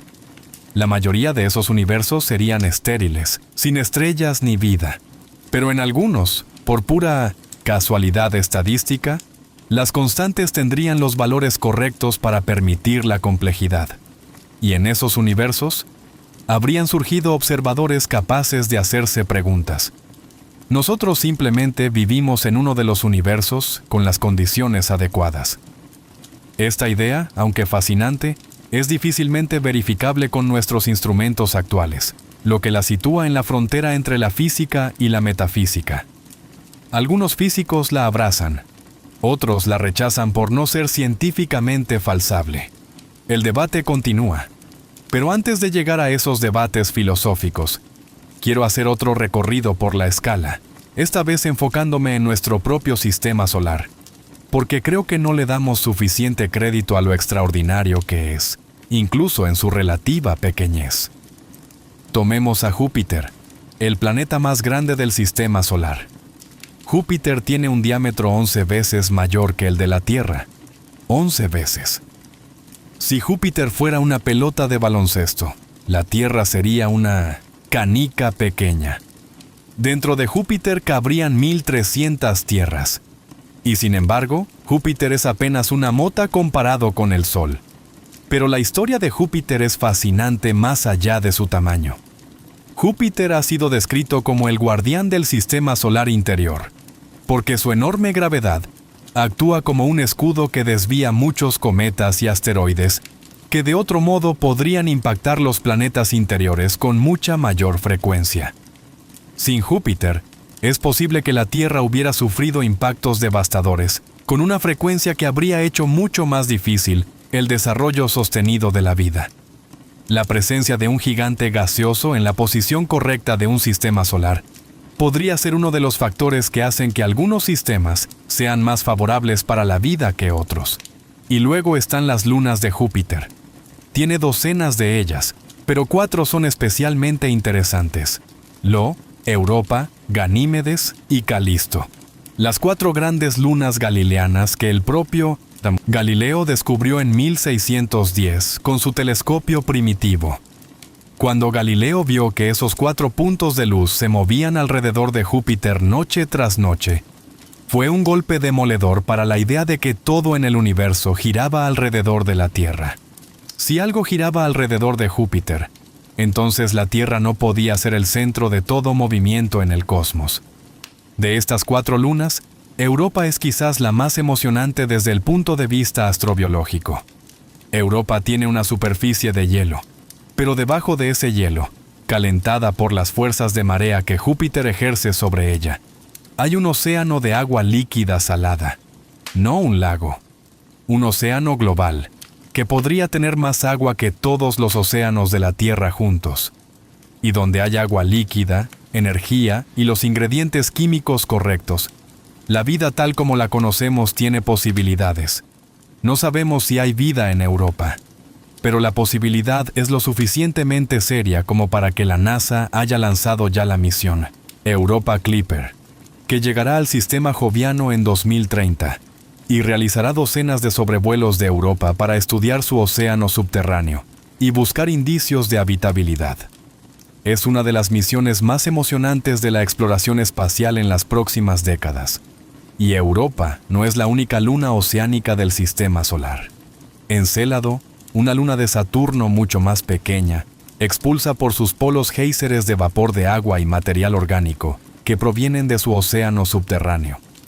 La sonda Cassini de la NASA voló a través de esas columnas de material y detectó moléculas orgánicas complejas, hidrógeno molecular, que podría ser un signo de actividad hidrotermal en el fondo del océano, y otras sustancias de interés astrobiológico. Encélado podría ser uno de los lugares más accesibles para buscar vida fuera de la Tierra en todo el sistema solar. Más allá de las lunas oceánicas, está Marte. El planeta rojo ha capturado la imaginación humana más que cualquier otro mundo desde que los telescopios mostraron sus casquetes polares y sus cambios de aspecto estacionales. Durante el siglo XIX, el astrónomo Giovanni Schiaparelli observó lo que pensó eran líneas rectas en la superficie de Marte y las llamó canali, que en italiano puede significar tanto canales naturales como canales artificiales. Cuando la noticia llegó a otros países, fue interpretada como canales construidos por inteligencias. El astrónomo americano Percival Lowell construyó un observatorio en Arizona dedicado principalmente al estudio de Marte, y pasó años dibujando lo que creía era una red de canales de irrigación construidos por una civilización marciana en declive, luchando por sobrevivir en un planeta que se secaba. Era todo una ilusión óptica amplificada por el deseo humano de no estar solos. Cuando los primeros robots llegaron a Marte en la década de 1970, encontraron un desierto frío, árido y aparentemente estéril. No había canales, no había marcianos, solo roca, polvo y el silencio de un mundo sin vida. Pero Marte no siempre fue así. Las misiones más recientes han encontrado evidencia clara de que hace miles de millones de años, Marte tenía ríos, lagos y posiblemente océanos. Tenía una atmósfera más densa y temperaturas que podrían haber permitido agua líquida en la superficie durante períodos prolongados. Algo cambió. La mayor parte de su atmósfera fue erosionada por el viento solar durante miles de millones de años, después de que el campo magnético de Marte se apagó. El agua se evaporó al espacio o quedó congelada bajo la superficie. ¿Hubo vida en Marte en esa época más cálida y húmeda? No lo sabemos. El rover Perseverance de la NASA está actualmente recogiendo muestras del antiguo lecho de un lago marciano.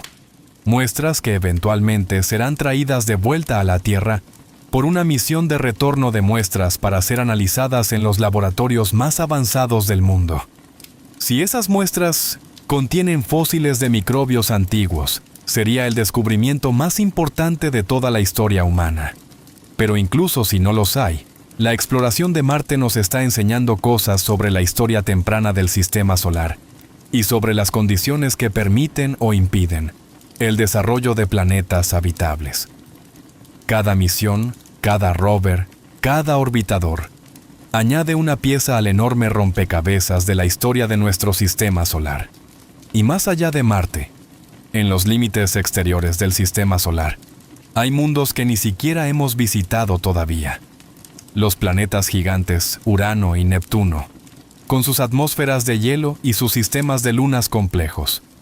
Más allá de Neptuno, el cinturón de Kuiper, una región poblada de miles de cuerpos helados, entre ellos Plutón, que fue reclasificado como planeta enano en 2006, un cambio de categoría que aún genera debates apasionados. Y más allá del cinturón de Kuiper, extendiéndose hasta quizás un año luz de distancia del Sol, está la nube de Oort, un vasto reservorio esférico de cometas que aún no ha sido visitado por ninguna sonda espacial humana.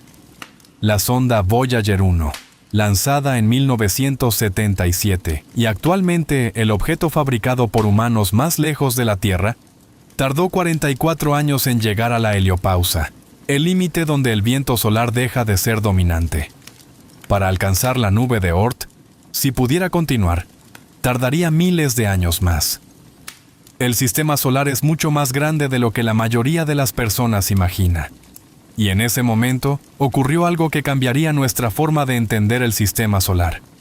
En el año 2017, los astrónomos detectaron el primer objeto interestelar conocido que atravesaba nuestro sistema solar. Lo llamaron Oumuamua, que en hawaiano significa mensajero desde lejos llegando primero. Era un objeto alargado, quizás con una forma como la de un cigarro o un disco plano, con propiedades inusuales que lo distinguían de cualquier cometa o asteroide conocido.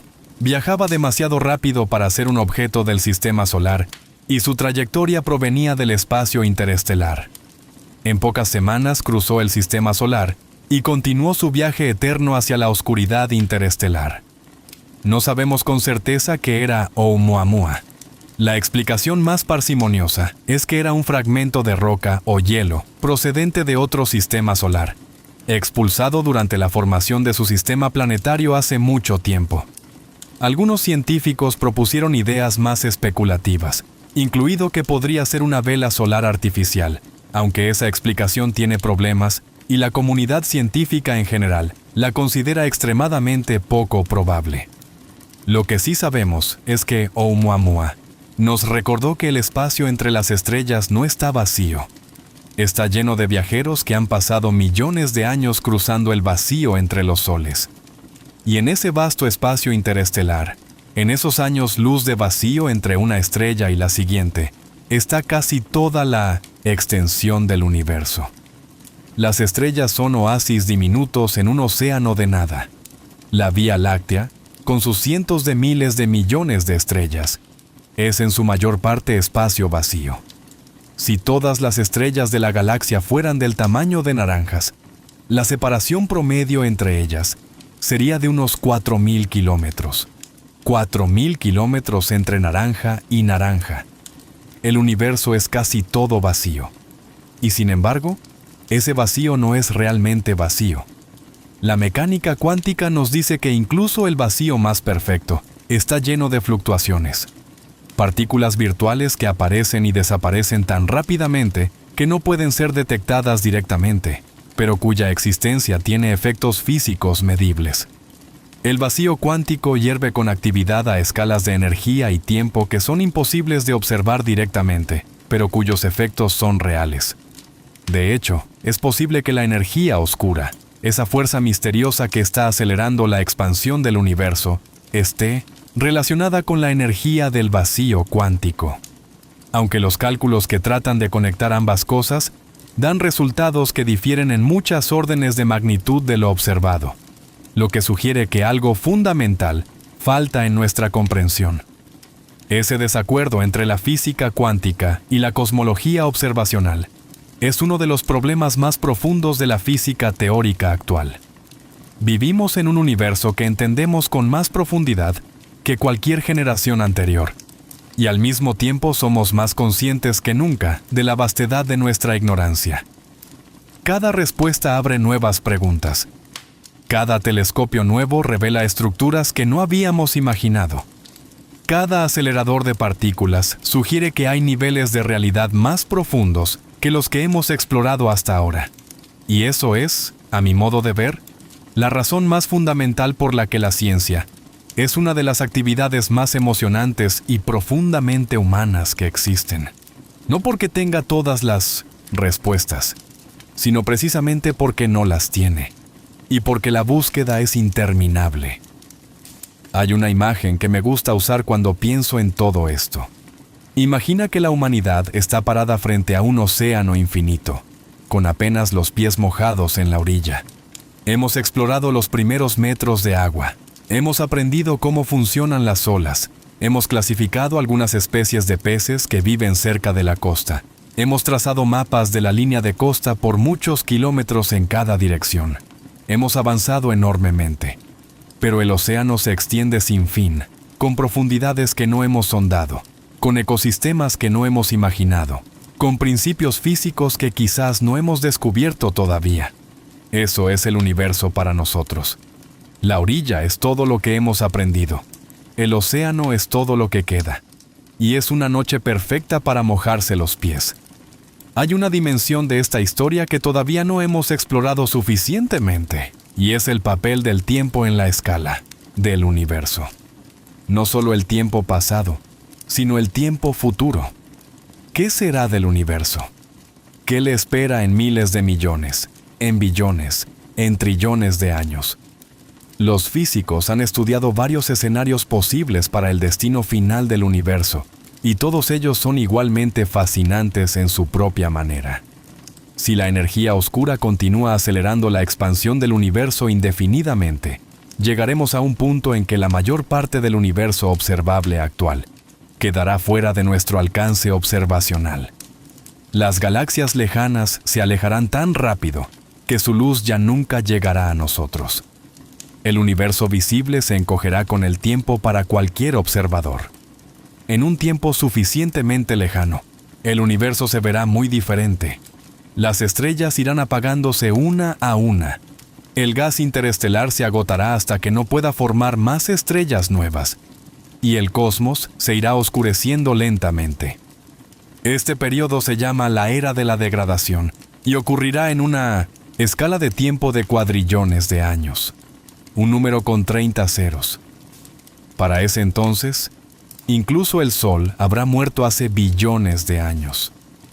Las últimas estrellas que se apagarán serán las enanas rojas más pequeñas y frugales, que queman su combustible tan lentamente que pueden vivir billones de años, pero eventualmente se apagan también. Después de eso, quedan los remanentes estelares, enanas blancas, estrellas de neutrones, agujeros negros, en escalas de tiempo aún más largas. Incluso la materia ordinaria podría ser inestable.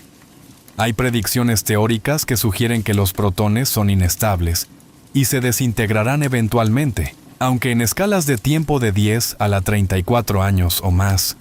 Un número tan enorme que hace que la edad actual del universo parezca un instante. Y más allá de eso, si los agujeros negros son lo único que queda, incluso ellos se evaporarán lentamente. Stephen Hawking demostró que los agujeros negros no son completamente negros. Emiten una radiación térmica muy tenue, ahora llamada radiación de Hawking, y con el tiempo pierden masa y eventualmente se evaporan.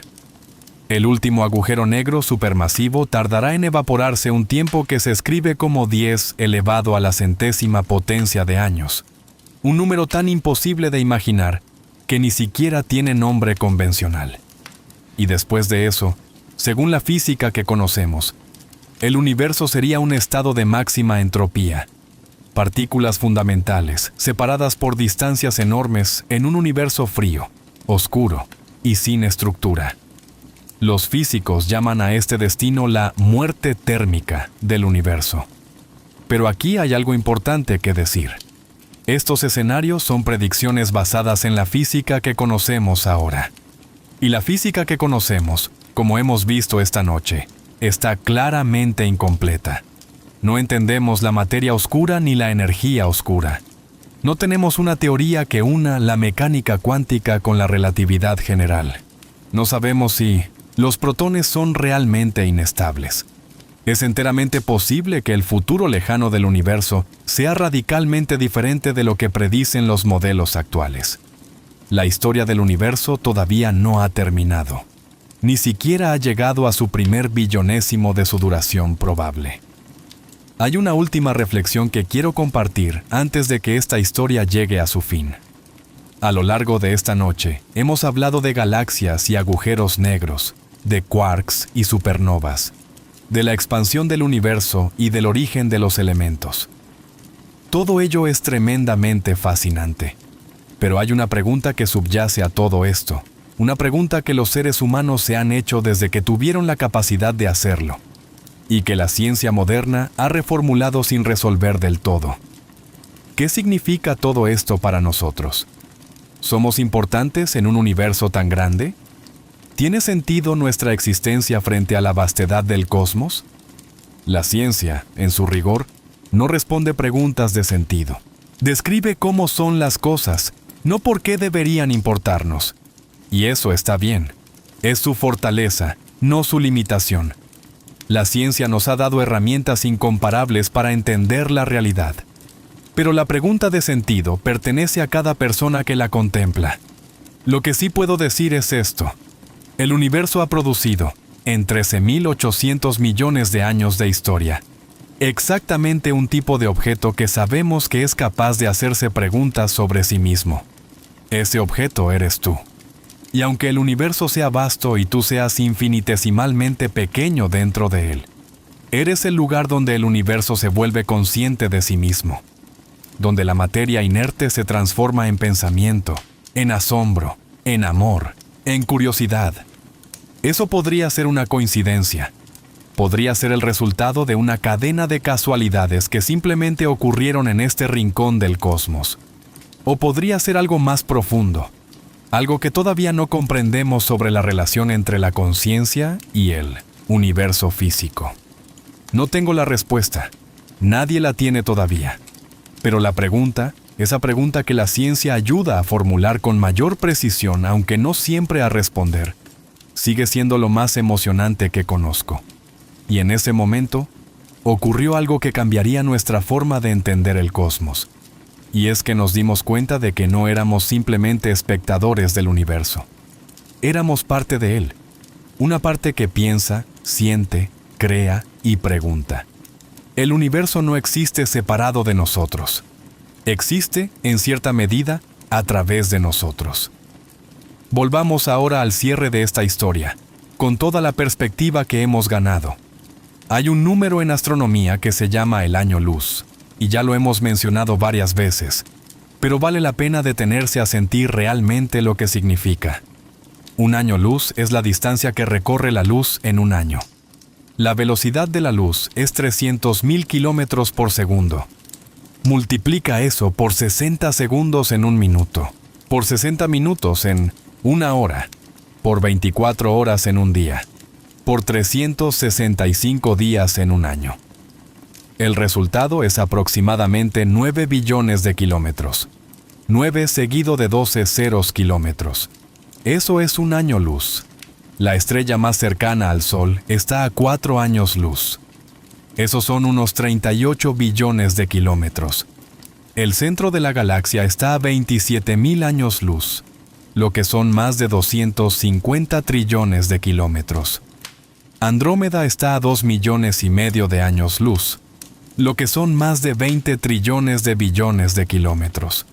Y el universo observable tiene un radio de 46,000 millones de años luz. Para viajar de aquí al centro de la galaxia a la velocidad de un avión comercial, tardarías más tiempo del que tiene de existencia el universo. Para cruzar la Vía Láctea en coche, tardarías 1,000 millones de veces la edad del universo. Las distancias son tan enormes que incluso la imaginación más entrenada se rinde. Y sin embargo, hay algo en nuestra especie, algo que quizás sea precisamente lo que nos hace extraordinarios en este universo, que nos niega a rendirnos ante esa enormidad. Seguimos mirando, seguimos midiendo, seguimos preguntando, construimos telescopios cada vez más grandes, enviamos sondas a los confines del sistema solar, desarrollamos matemáticas capaces de describir el comportamiento de la materia en los primeros instantes después del Big Bang. Y todo eso con cerebros que evolucionaron hace apenas unos pocos millones de años para cazar en las praderas africanas, no para contemplar galaxias a miles de millones de años luz de distancia. La mente humana es posiblemente el objeto más complejo del universo conocido. No en términos de tamaño, obviamente, ni siquiera en términos de la materia de que está hecha, que es bastante común, sino en términos de organización, de complejidad funcional.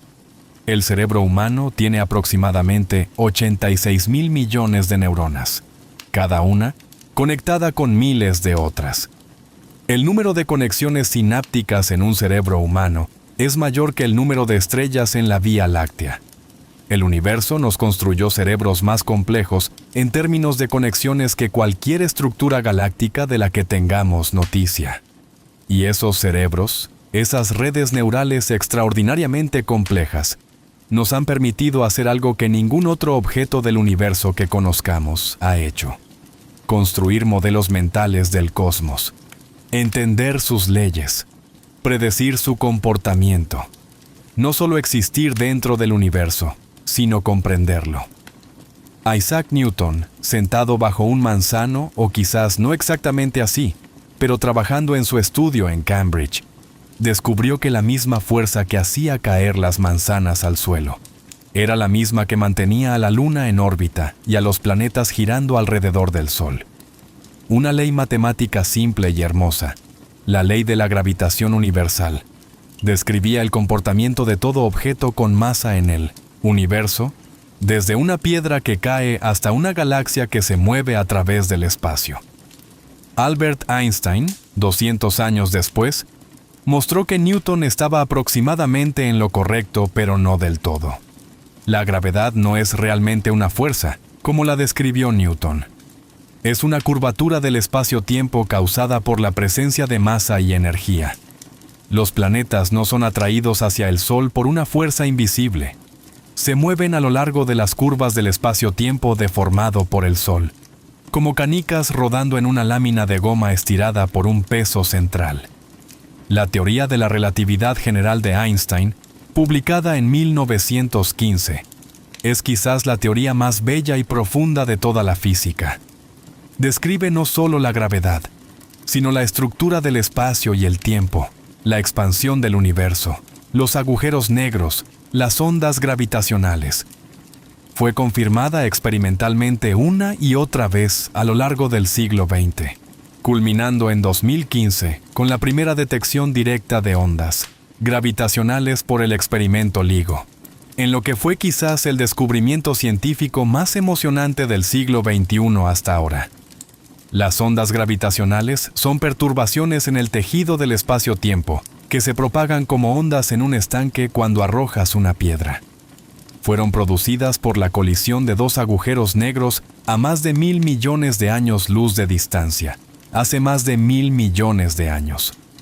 Se propagaron a través del universo durante todo ese tiempo, cruzando galaxias, cúmulos, vacíos cósmicos, hasta que finalmente alcanzaron la Tierra en el año 2015, y allí, en dos laboratorios separados en los Estados Unidos, en Luisiana y en Washington, un equipo de miles de científicos durante décadas de trabajo construyó unos instrumentos capaces de medir variaciones en la longitud de sus brazos, del orden de una fracción de milésima del diámetro de un protón.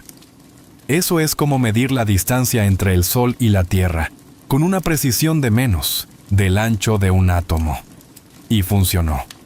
Los detectores de LIGO registraron la firma característica de dos agujeros negros fusionándose, exactamente como Einstein había predicho un siglo antes. Fue uno de esos momentos en que la ciencia te deja sin palabras.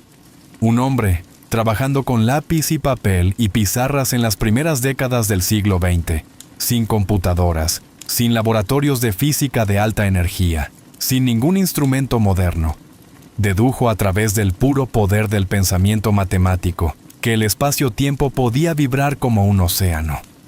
Y 100 años después, otro grupo de humanos construyó un instrumento capaz de escuchar esas vibraciones. Eso, para mí, es la cosa más asombrosa que los seres humanos han hecho. No por su utilidad práctica, aunque las ondas gravitacionales tendrán eventualmente aplicaciones que hoy no podemos prever, sino porque es un testimonio de lo que la mente humana puede hacer cuando se enfoca en entender la realidad. Un pequeño primate, de cerebro grande, viviendo en un planeta pequeño alrededor de una estrella ordinaria, en el brazo periférico de una galaxia espiral entre 2 billones, construyó instrumentos capaces de escuchar el susurro del universo. No somos grandes en términos de tamaño, pero somos grandes en algo que el universo aparentemente no tiene en ningún otro lugar que conozcamos: la capacidad de entender.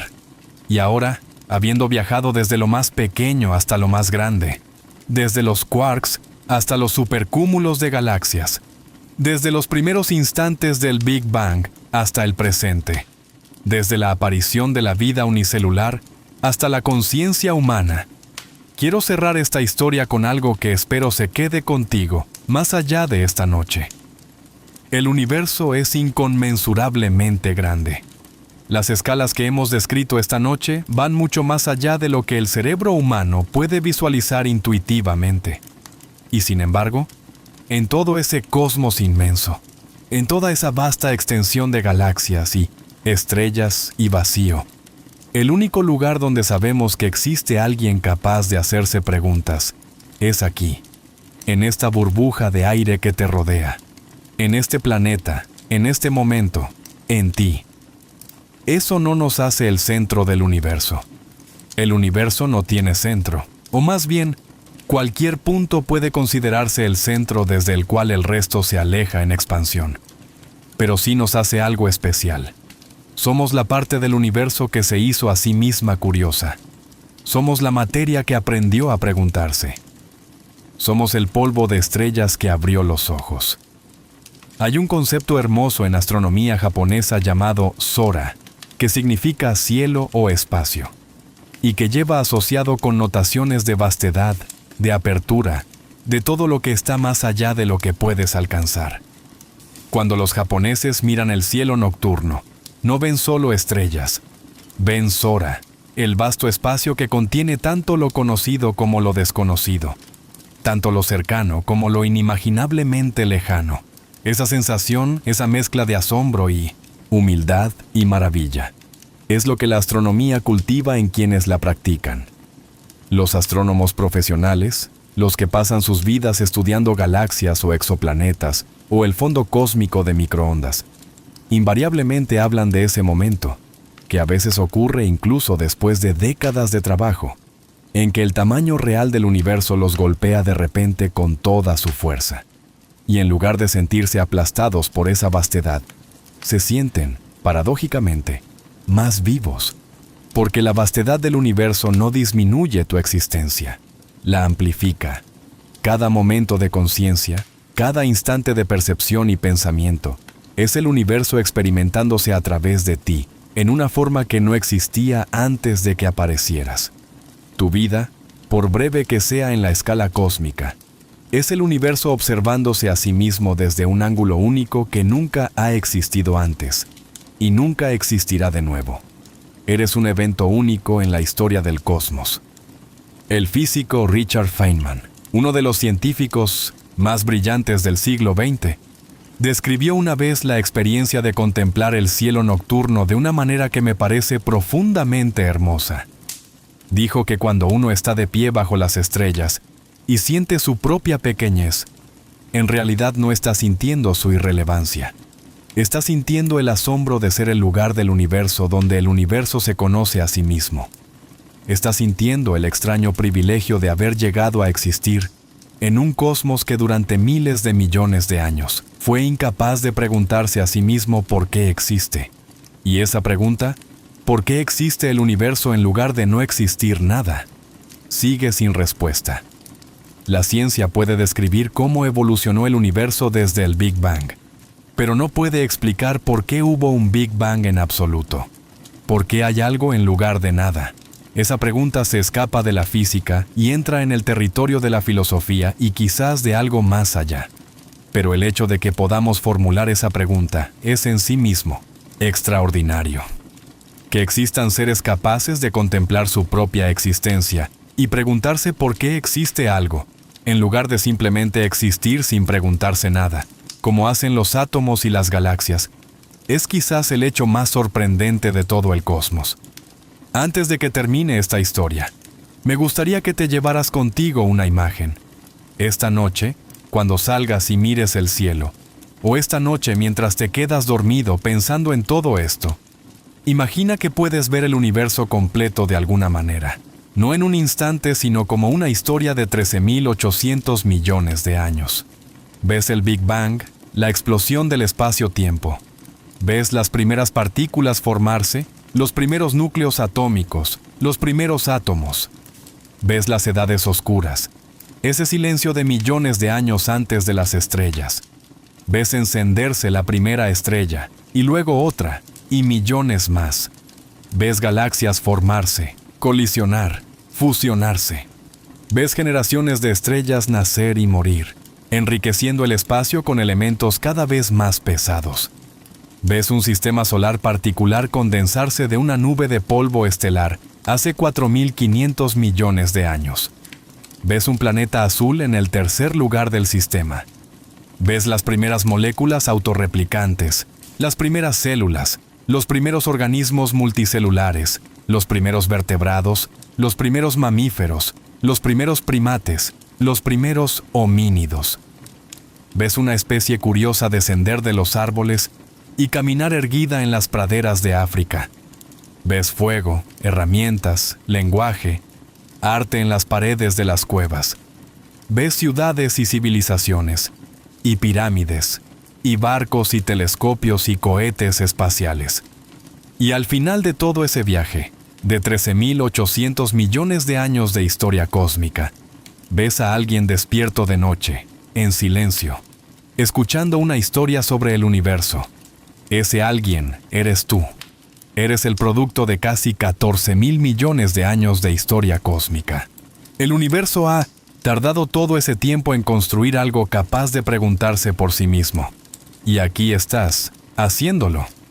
Hay algo que los astrónomos llaman la ventana cósmica. El periodo en que el universo tendrá las condiciones adecuadas para la vida tal como la conocemos. Estamos en el inicio de esa ventana. Las estrellas de tipo solar como el nuestro tienen unos 10.000 millones de años de vida en total. Nuestro Sol tiene 4.500 millones. Le quedan otros 5.000. Y las estrellas más pequeñas y de larga vida, las enanas rojas, pueden durar billones de años, mucho más allá del Sol. Si la vida puede surgir en los planetas que orbitan enanas rojas, la historia cósmica de la vida podría extenderse durante trillones de años. Somos, en este sentido, extraordinariamente tempranos. Estamos al comienzo de la historia de la vida en el universo, no al final. todo lo que ha ocurrido hasta ahora, toda la complejidad cósmica, toda la evolución biológica, toda la historia humana, es el preludio. La historia principal todavía está por escribirse, y quizás, en algún momento en el futuro lejano, si sobrevivimos como especie y continuamos explorando y aprendiendo, llegaremos a comprender cosas sobre el universo que hoy son completamente inimaginables. Quizás entenderemos la naturaleza de la materia oscura y la energía oscura. Quizás comprenderemos la conciencia. Quizás detectaremos señales de otras civilizaciones inteligentes. Quizás descubriremos que el universo observable es apenas una minúscula fracción de una realidad mucho más vasta. O quizás nos extingamos antes de llegar ahí, como la mayoría de las especies que han existido en la Tierra. Quizás este breve destello de conciencia cósmica se apague antes de alcanzar su potencial. No lo sabemos. La historia todavía está ocurriendo. Pero lo que sí sabemos es esto. Ahora mismo, en este momento, eres consciente. Puedes sentir el peso de tu propio cuerpo, la textura del aire, el sonido, de tu propio respirar. Puedes pensar en galaxias a miles de millones de años luz. Puedes imaginar la historia de 14,000 millones de años que te llevó hasta aquí. Puedes sentir asombro. Eso es algo que el universo, en toda su vastedad, había sido incapaz de hacer durante la mayor parte de su historia. Y eso hace que este momento, ahora mismo, mientras la noche avanza en silencio y las estrellas continúan su viaje eterno, sea algo increíblemente valioso. No porque seas el más grande o el más poderoso o el más duradero de los objetos del cosmos, sino porque eres, quizás, el más raro, el más improbable, el más asombroso en su complejidad emergente. El universo es grande. Tú eres pequeño, pero tú sabes que el universo es grande. Y el universo, a través de ti, sabe que existe. Eso es suficiente, más que suficiente. Esta ha sido una historia del científico nocturno. Si llegaste hasta aquí, gracias por quedarte, gracias por darle tiempo al asombro.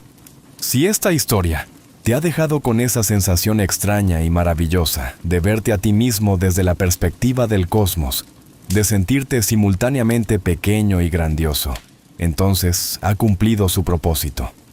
Hay algo que ocurre cuando uno contempla de verdad la escala del universo, una especie de calma, como si los problemas cotidianos, las ansiedades del día, los miedos y las urgencias de la vida moderna se pusieran en perspectiva. No desaparecen, pero de alguna manera se vuelven más manejables cuando se ven desde la escala de 1,000 millones de años. Los estoicos romanos tenían una práctica llamada la vista desde arriba, en la que imaginaban ascender hacia las estrellas y contemplar la Tierra desde la distancia para poner sus problemas en perspectiva. Marco Aurelio la describió en sus meditaciones. No sabían todo lo que sabemos hoy sobre el tamaño del universo, pero intuían que el cosmos ofrecía una perspectiva que la vida cotidiana no podía dar. 2000 años después tenemos herramientas que hacen esa perspectiva incomparablemente más rica. Podemos ver imágenes del campo ultraprofundo del Hubble y ver 10,000 galaxias en el espacio que cubre un grano de arena. Podemos leer sobre el fondo cósmico de microondas y ver el eco del Big Bang. Podemos calcular que hay más estrellas en el universo observable que granos de arena en todas las playas de la Tierra. Y con todo ese conocimiento, podemos hacer lo que Marco Aurelio hacía con su imaginación limitada por su época: subir, ver desde lejos y volver a bajar con más serenidad. Esta noche, mientras las horas avanzan y el mundo duerme y las estrellas siguen su rotación silenciosa alrededor del polo celeste, espero que te lleves algo de esa serenidad. Espero que la próxima vez que mires el cielo nocturno, veas no solo puntos de luz, sino los testimonios de miles de millones de años de historia cósmica. Espero que la próxima vez que te sientas pequeño o insignificante, recuerdes que eres el universo, observándose a sí mismo, y que eso es una de las cosas más extraordinarias que conocemos en toda la realidad física. El universo es grande, Pero tú estás aquí. Y eso, esta noche, es lo más importante. Hasta la próxima historia.